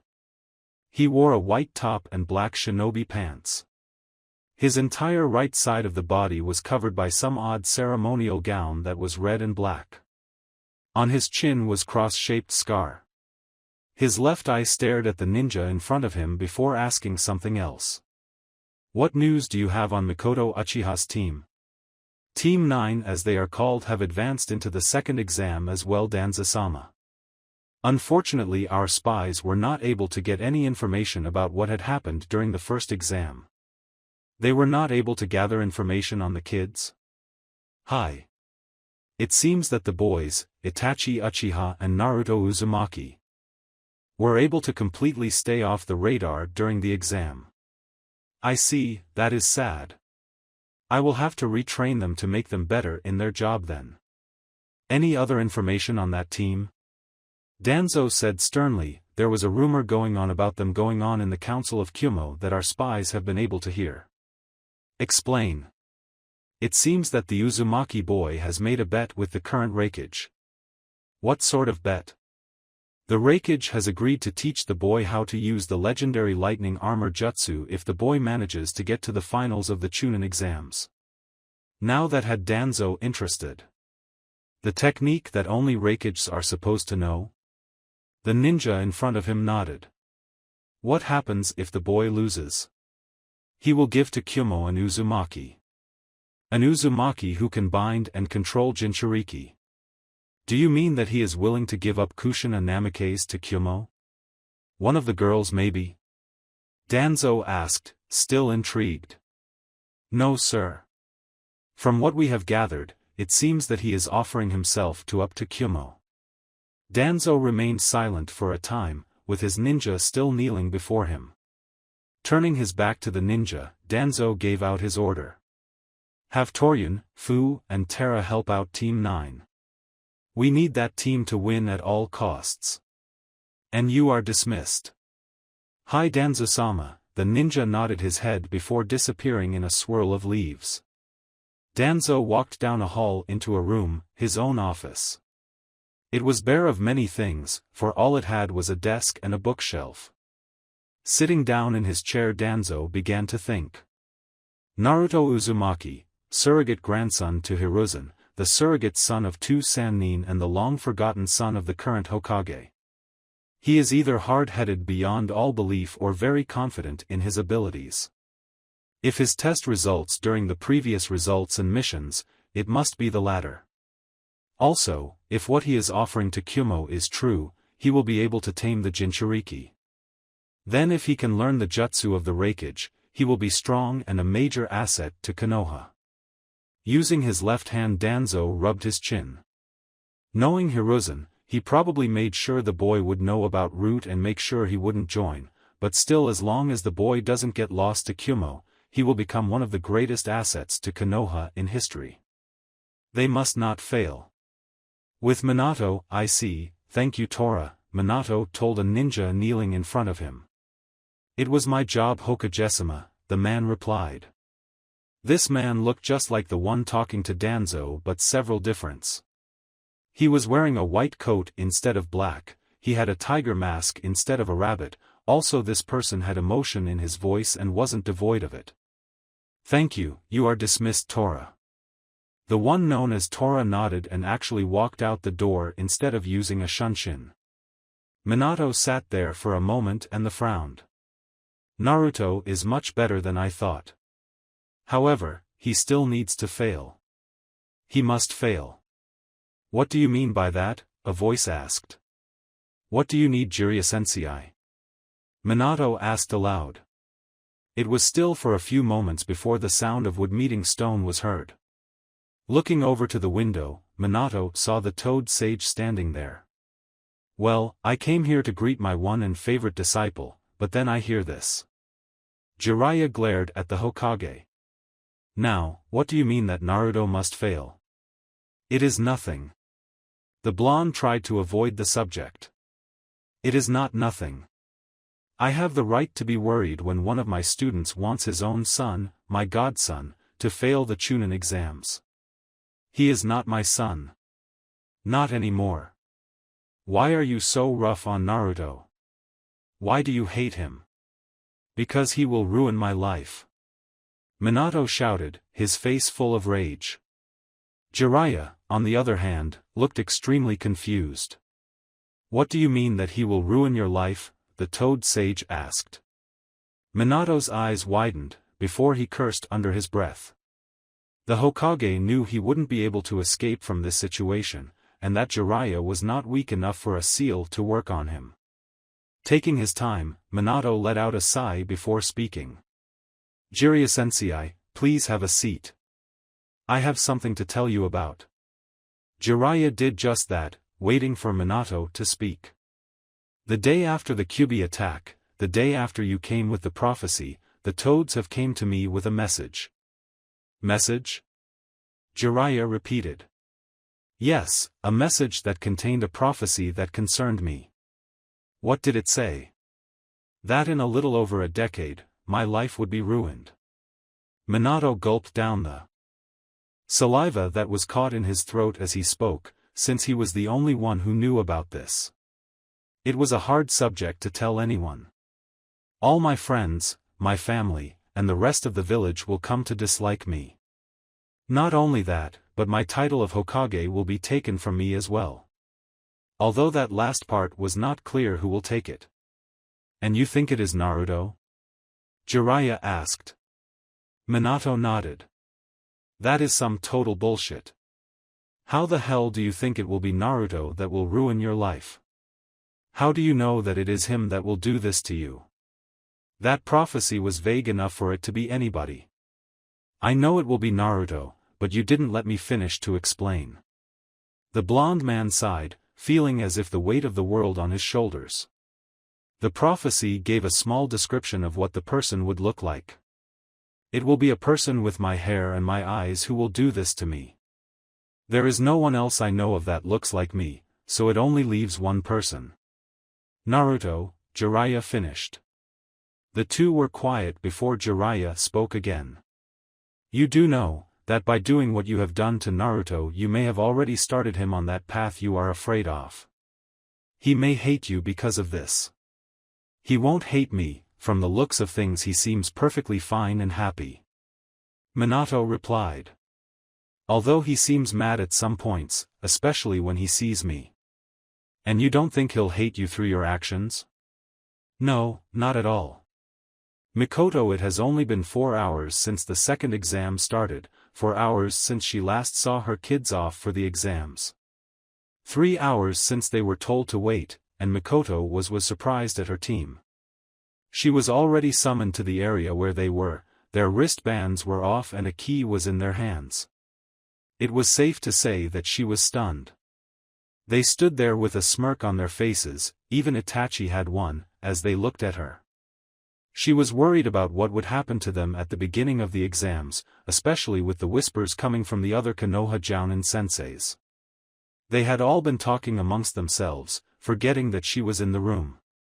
She heard that most of the teams from Konoha were gunning for her team for some unknown reason. She was worried for their safety, but she didn't have to be. Again, standing before her was her team, perfectly fine, if you count the small amount of bruises, cuts and dirt on them fine. What happened to you three? She asked gobsmacked. She knew they were strong, she was there when they trained with each other, but she didn't know how strong they were since the three would train together outside of their usual meetings with each other. Found a key, fought some genin, got dirty, waiting in this exam hall for the next 4 days to wait for the rest of the people to arrive, Itachi stated. We'll see you later, Okaya-san. Naruto, Yugao and I were just allowed to greet you. For the rest of the week we aren't allowed to speak to you. The trio turned around to leave, but Naruto and Yugao gave her a tired wave before leaving. That left Mikoto even more confused. Just how strong are those kids now? Within the testing grounds, same time, Yujito, Darui and C had arrived at the epicenter of a battlefield. At the start of the test, they were dropped down in a random place by Saw-8 and a couple of Jounin. They had found that the wristbands did show a map when they channeled some chakra into it, with the person wearing the bands marked as a triangle and keys represented as dots. The downside was that there was no real indication as to how far the keys really were. They had found that they were far away from several keys and decided to run in a certain direction. After a few minutes of running, they had witnessed several battles along the way, but they were all far away from the keys. Within 4 hours, they had avoided most fights they had come across since all of them were still looking for keys. They were heading to the south towards a key when suddenly went out. Where they arrived caused them to look confused. The land was burnt, several long cuts were in the surrounding forests and mountainsides, and there were some upturned boulders here and there. What happened here? Yujito asked. I don't know, but it looks like there was a big battle, C replied looking around. Darui, what do you think? We just must have missed the fight, and whoever won had gotten the key, the dark-skinned boy answered. The group then heard a groan coming from somewhere, and they followed it. A few minutes later they found a group of 6 Konoha genin tending their wounds. What happened to you guys? The 6 reacted at the words and were wearing fear on their faces. Looking at them, they were not ready for another fight. Don't worry, we won't harm you seeing as there is no key nearby, C told them. The genin looked at each other before calming down a bit. So tell us what happened to you guys. A male genin looked around, before he licked his dry lips to wet them. We were beaten badly, the genin answered. Our teams met up, and decided to ambush another team. A team our leader wanted to eliminate from the tournament. But, it turned out bad. We couldn't even handle the situation. Care to explain? Yujito asked with a raised eyebrow. We had ambushed them, a group of 1 girl and 2 kids, from Konoha. We jumped them from the bushes, and what not. But there was snag. The boy swallowed. It was like they were expecting us. The 3 we jumped were just Kage bunshins that were hinged.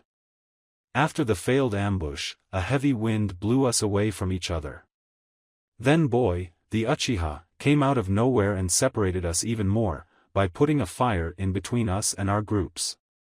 Then the girl, she knew some Doton jutsu and made a wall around us to make sure we wouldn't interfere. Then they took us out one by one. The blonde did most of the physical fighting, he even broke one of our members' legs. Darui and them looked over and saw that a girl's leg was in a splint and winced. He apologized to me before he did it, the girl mumbled. He left me a first aid kit after the fight. She then blushed thinking about him. Now that I think it, he seemed apologetic the entire thing. Makes him kind of cute.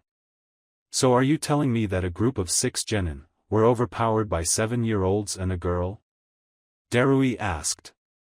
Almost wincing at the fact that they were in the same boat. They were not just 7-year-olds and a girl, stated the original boys. They were like the perfect team. They watched each other backs, knew each other's moves. The boys provided long and mid-range help, even close range they were annoying. The girl used a sword, cutting us and keeping us at bay, and provided protection in her use of jutsu. They are just too good. That left Team Kyuubi silent for a moment. Damn, we better hope that the next round isn't a team battle or every other team will be in trouble, Darui grumbled. After a week passed, all the teams have gathered at the same building as they were in the previous times. Most teams looked worse for wear when they arrived, namely due to the fact that they had survived in the wilderness for more than a few days. Surprisingly enough, not even 11 teams had made it past the second test. Other than Naruto's team, the few other teams that had made it were Team Deidara, Team Darui, another team from Konoha and 2 other teams from Kyuubi. A total of 6 teams only made it. They were all standing in a large empty hall. It was large enough to be considered a training field, with stands and benches far off on the side. What set it apart from other rooms was that the thing benches had large walls separating them from a field in the middle of the room. In front of everyone was A, donning his Raikage outfit, and the various jounins of all the squads. As for the teams, they were all standing in line with their respective teammates. They were all waiting for the Raikage to say something. A cleared his throat before looking at all the teams. Greetings to all of you who have made it this far into our Chunin exams, A greeted them. I am proud to say that all of you have shown remarkable skill in the previous tests to make it this far. Before we continue, however, I would like to explain why we have Chunin exams. Somewhere near the back of the line he heard a groan, followed by the sound of something being hit. As I was saying. These Chunin exams are held twice a year every year to select who would be Chunin, that is what most of you know. There was a collective noise of agreement. However, what you may not know is that, there is another reason for these exams. Some people say that it is to build our friendships and make stronger alliances or some bullshit like that, A stated. Several jounin around their sweat dropped when he said that. But the real reason is that, this exam is none other than a replacement for wars between us. The hell? What do you mean by that? Deidara shouted from his group. As you may know, alliances rise and fall. These allies we have right now, may be enemies or were enemies back then.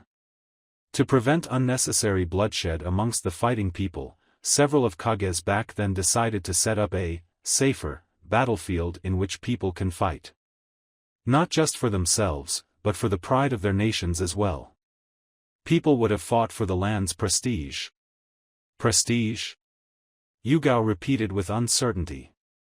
People who watched the third round of the exams will be leaders and influential from many countries who would become later clients to us Shinobi, and the leaders of each village will be there to watch each grueling battle.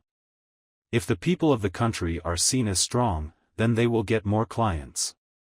If they are seen as weak, they will lose them.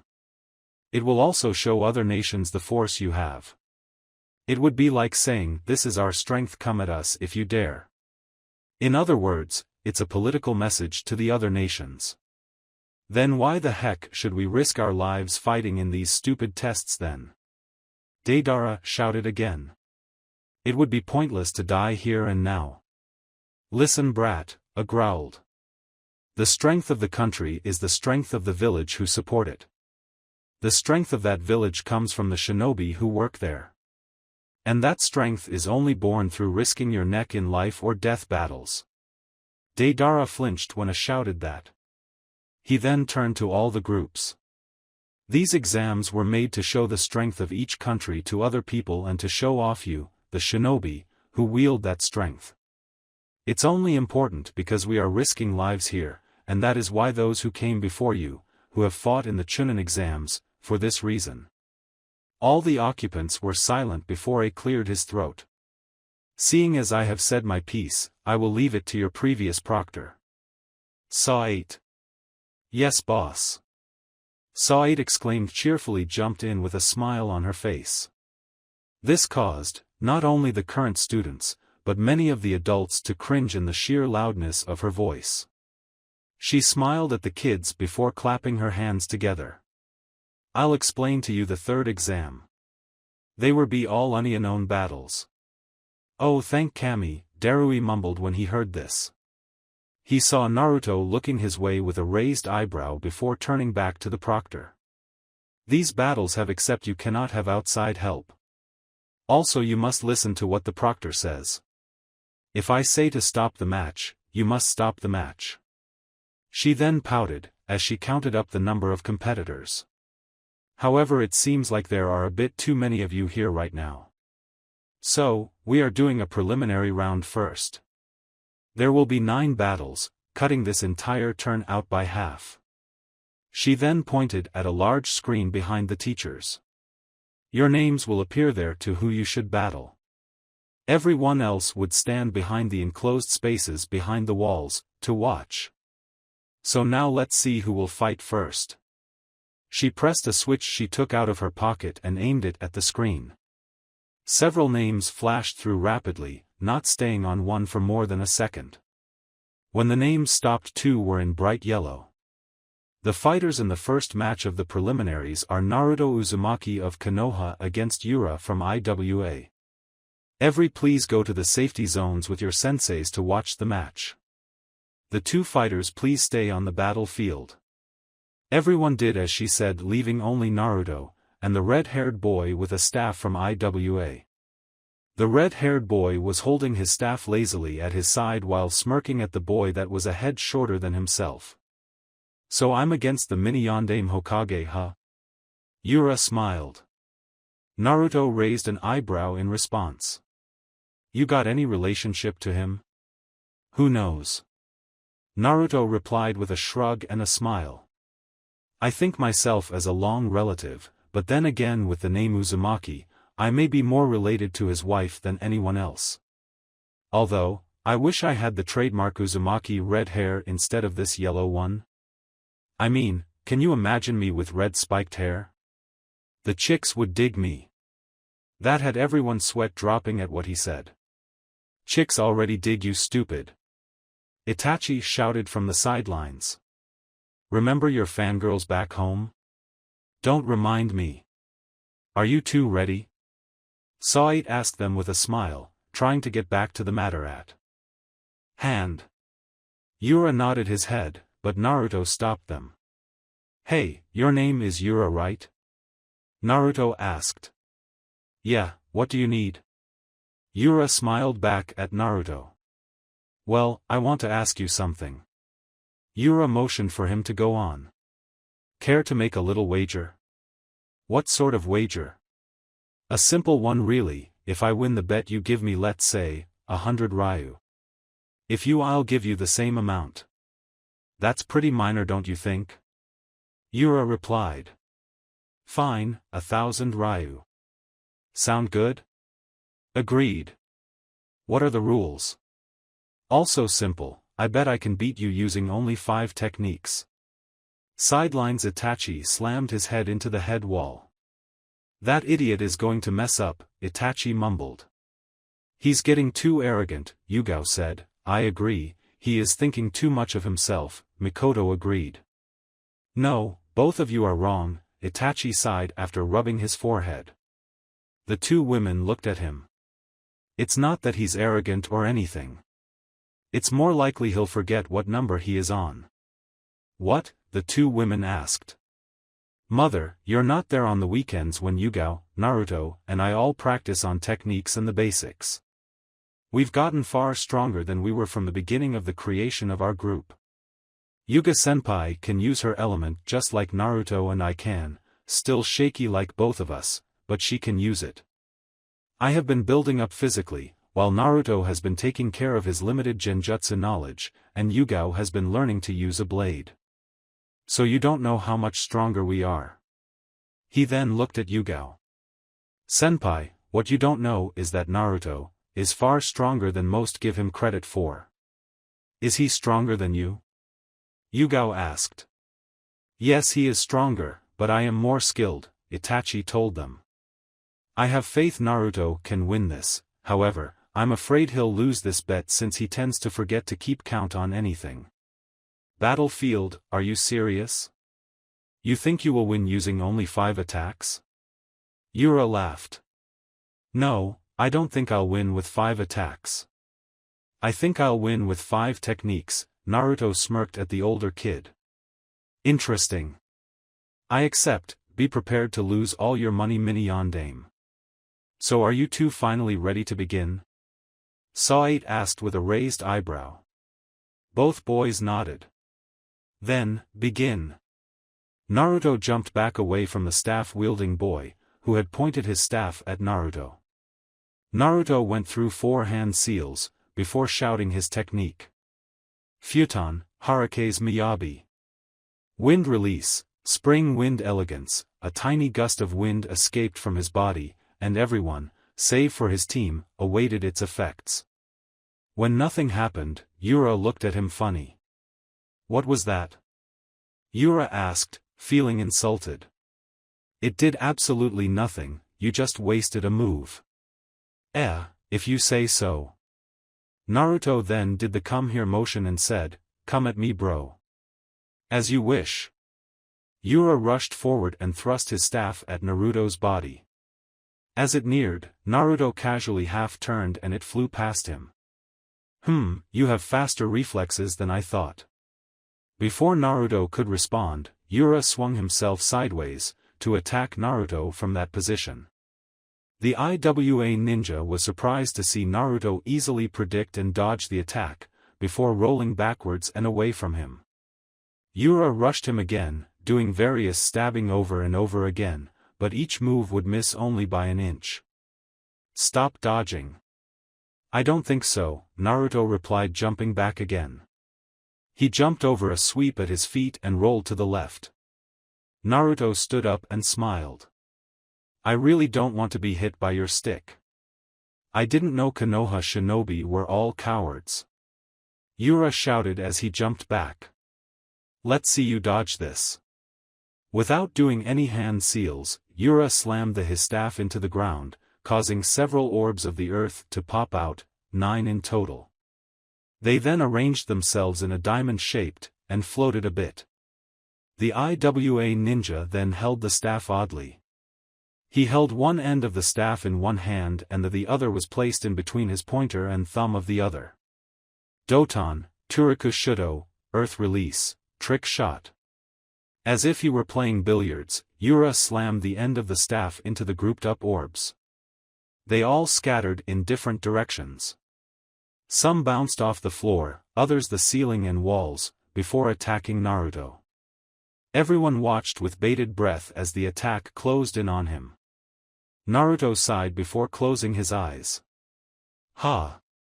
You giving up, kid?" Yura shouted. He was about to continue insulting him, but was surprised to see him dodging all the attacks with his eyes closed. One went near his head, to which he tilted to the side, before crouching then jumping to avoid 2 more. The orbs were crazily flying around him as he kept dodging attack, after attack, after attack.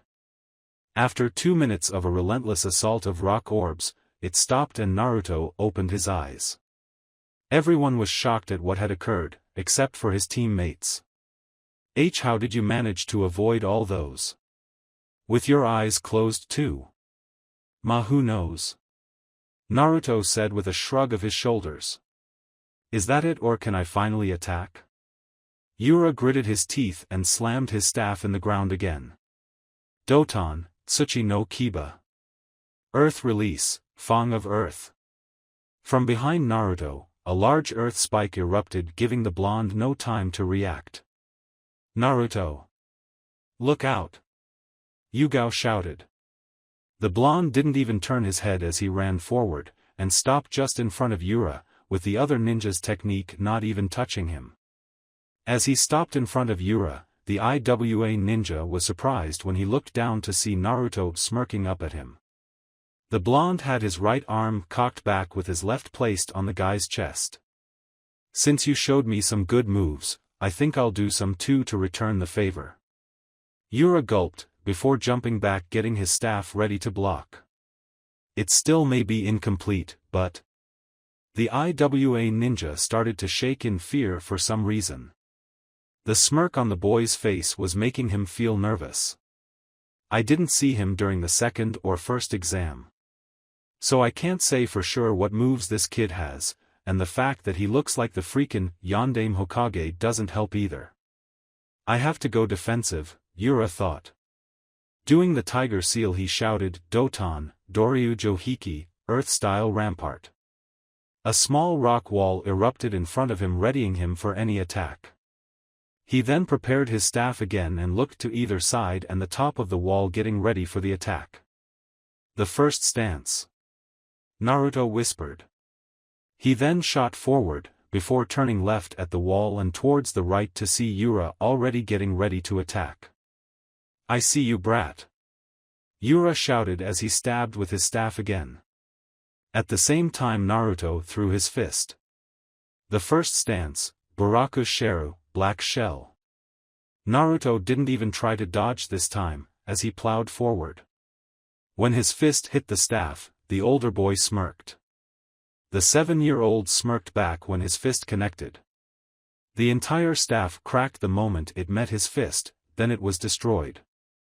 What? The second stance, Bamirian Wingu, Vermilion Wing. Naruto spun on his heel before putting one foot in the space between Yura's feet. Before the staff-wielding ninja could do anything, a small gust of wind pushed him back and causing him to stumble. Naruto then rushed forward, while his opponent was still falling.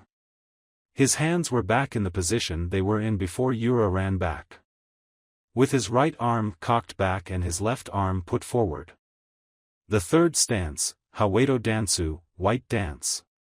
With a speed no 7-year-old should have had, Naruto laid down a flurry of attacks to the ill-prepared shinobi. Kicks and punches landed on Yura's body in several places, and Naruto kept pushing forward with each hit until Yura hit the wall separating him and Team Darui. Yura felt the wind leave his body. Where is this brat getting this power from? The IWA ninja thought. I can't even feel some of my body parts due to his attacks. The fourth stance, Baru Sutomu. Blue Storm, the IWA ninja closed his eyes and Naruto thrust both arms out with his palms forward. Naruto didn't even touch Yura and they both stood still. After a couple of seconds Naruto put his arms down and walked away. Yura opened his eyes and saw the boy leaving the arena. What do you think you are doing, turning your back on the opponent? Yura shouted. The match is over, I won, Naruto replied. In 5 moves too. But I'm still standing. That last move of yours did nothing. Naruto closed his eyes and shrugged. Whatever you say. As the blonde started walking away, Yura growled under his breath. Don't you dare pity me, he shouted after losing his cool. As he took a step forward, he suddenly felt woozy and dropped to one knee. He held his stomach as he started coughing out blood. Yura then fell to his side and kept coughing out blood. What did you do to me? Yura stuttered, starting to lose his breath. That move I did, is a dangerous move. It could kill if I had more power, Naruto admitted. I'm still 7 so it's severely lacking it. Try to not waste your breath, you're going to need it. Also don't forget you owe me 1,000 Ryu. No matter how hard Yura tried to stand up, he just kept falling and coughing up blood. As Naruto walked to where his team was he heard Sait calling him out as the winner. When he reached the bench where his team was, he saw Itachi looking at him with his Sharingan activated. Already studying the opponent, Itachi? You didn't have to show off, you know. By the way, when did you have time to learn something like that? Itachi asked, still looking at Naruto. The blonde smiled back at him before shrugging like he did that entire day. Congratulations, Naruto. Yugao said as the girl hugged her teammate. You did great. You made it to the 3rd round. I guess I did, didn't I? Thanks, Yuga-senpai. As he was about to return her hug, Mikoto came forward and placed his head in her breast, by accident, when she hugged the 7-year-old. Naruto started to flail his arms around. Mikoto-sama, I can't breath. Oh sorry Naruto-kun, Mikoto giggled. I'm just happy one of my students passed. Hee thanks. Naruto then took a seat next to Itachi. The two were silent before speaking. You know what, don't you? Using Haruka's Miyabi you dodged all his attacks without even needing to look. Since you made the dome of air around you small enough, you didn't expend so much chakra unlike the first and second test, where you constantly kept using it to watch out for opponents. However, there was a second reason for using that move. You used the air in the dome to move along you with each of your attacks, Itachi whispered, making sure it was not loud enough for anyone to hear. The first stance interrupts their attacks, with the wind it would be able to cut through even the metal weapons to destroy it. The second stance breaks their balance, making it easier to attack them, with the wind it is easier to do so. Then the third stance breaks their stance, either forcing them to retreat or attack you in turn. The wind is used to empower your movements. Itachi closed his eyes before sighing. The thing is, I couldn't really tell what happened in that last attack. I just saw you thrust forward and the wind, but that is it. I'm surprised though, even with shoddy futon chakra control, you were able to do that much. That is scary. After seeing it only once, you knew all that already, Naruto smiled. I guess it comes from being my partner, no? On the battlefield, A was near the far wall sitting on a chair, behind him was B. He had his fingers intertwined as he looked at the paramedics taking Yura away. He then looked towards where Naruto was sitting. His eyes were narrowed as he thought about what Yura said. So I'm against the mini Yondaime Hokage, huh? You got any relationship to him? That is what that IWA ninja said, a thought to himself. Now that I think about it, he has the Uzumaki last name, yet he has the looks of Minato Namikaze. The Hokage made a hand motion and a Kumo ANBU member appeared. Dig up any information you can on Naruto Uzumaki. I need to know exactly who that kid is. Hi Raikage-sama, the ANBU replied before shining away. The Hokage then nodded his head towards Saito, who nodded back. Okay, the next pair for the next match will be decided now. Saito cheerfully announced. She pressed the button and the names flashed once again before stopping. Okay, the next match is Itachi Uchiha against Yugao Yuzuki. With Team 9, Yugao gasped, while Itachi frowned and Naruto cursed under his breath. Mikoto looked at her team, and felt sad. Itachi stood up from the bench and passed the wall protecting them from the battlefield. I'm heading out. Yuga-senpai, I'll meet you on the battlefield, Itachi said before standing on center stage. Mikoto-sensei, what do I do? Yugao asked, confused by the situation. I'm not sure I want to fight Itachi. I can't really what to do, Yugaokan, Mikoto replied. You should go up there and do what you can, Naruto replied. Both females looked at Naruto. And Naruto? Yugao asked. Just go there and do your best. Whether or not you win, shouldn't matter. Remember, you made it past 2 exams of the Chunin exams as a rookie. Whether or not you had help shouldn't matter either. As long as you go up there and do the best you can is all that matters. Yugao looked at him for a moment, before nodding. You're right, Naruto-san, should just go out there and do my best. Itachi-san is waiting for me after all, the purple-haired girl smiled and stood up. Right, I'm heading out too. The purple-haired girl then passed the wall towards where Itachi was. It was during this time Mikoto looked at Naruto. When did you get so insightful, Naruto-kun? Mikoto asked. Naruto laughed and scratched the back of his head sheepishly.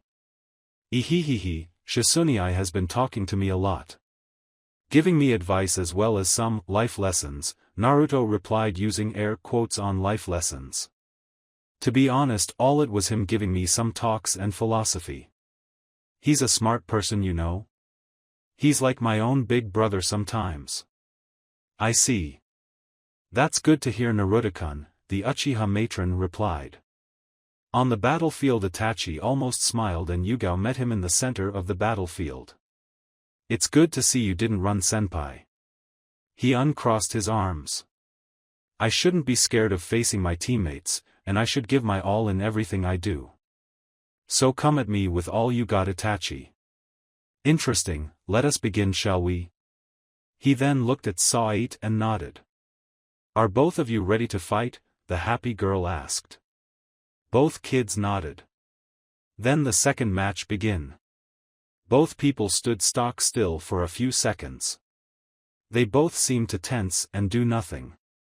Team IWA, man, this is a boring fight, Iru stated. They're just standing there. You don't get it, do you, Iru-hn, Deidara hummed. He is an Uchiha, I hear they are amazing with genjutsus. He must be using one on her right now. I wonder how it is like to face off against them. I heard they are some of the strongest in Konoha. Team Darui, that must be an interesting way to be someone, isn't it, Darui? C asked as he watched. An Uchiha using genjutsu to completely dominate a battle. From the looks of things, the girl is suffering in whatever is happening in the genjutsu, Yujito stated. I wonder what is happening in there. Darui drawled out. Although I have to say, we have to be careful. Those two boys, Naruto Uzumaki and Itachi Uchiha, they are dangerous beyond what I expected. Suddenly Yugao dropped to a knee. It seems like it is about to get real. On the battlefield, stand up Yuga-senpai. No, Yugao, Itachi stated. You won't win if a simple genjutsu like that would bring you to your knees. Yugao was on her knees, her hands on her head while tears streamed down her face. That was terrible, Yugao stuttered. She then looked into his Sharingan eyes. How can you show me something like that? How can you show me Hayataken dying over and over again? You told me to come at you with my best. I did that, Itachi said with a stern voice. If you can break just as easily. I do not think you are ready to be a Chunin. All she did was look at him defiantly, causing him to sigh.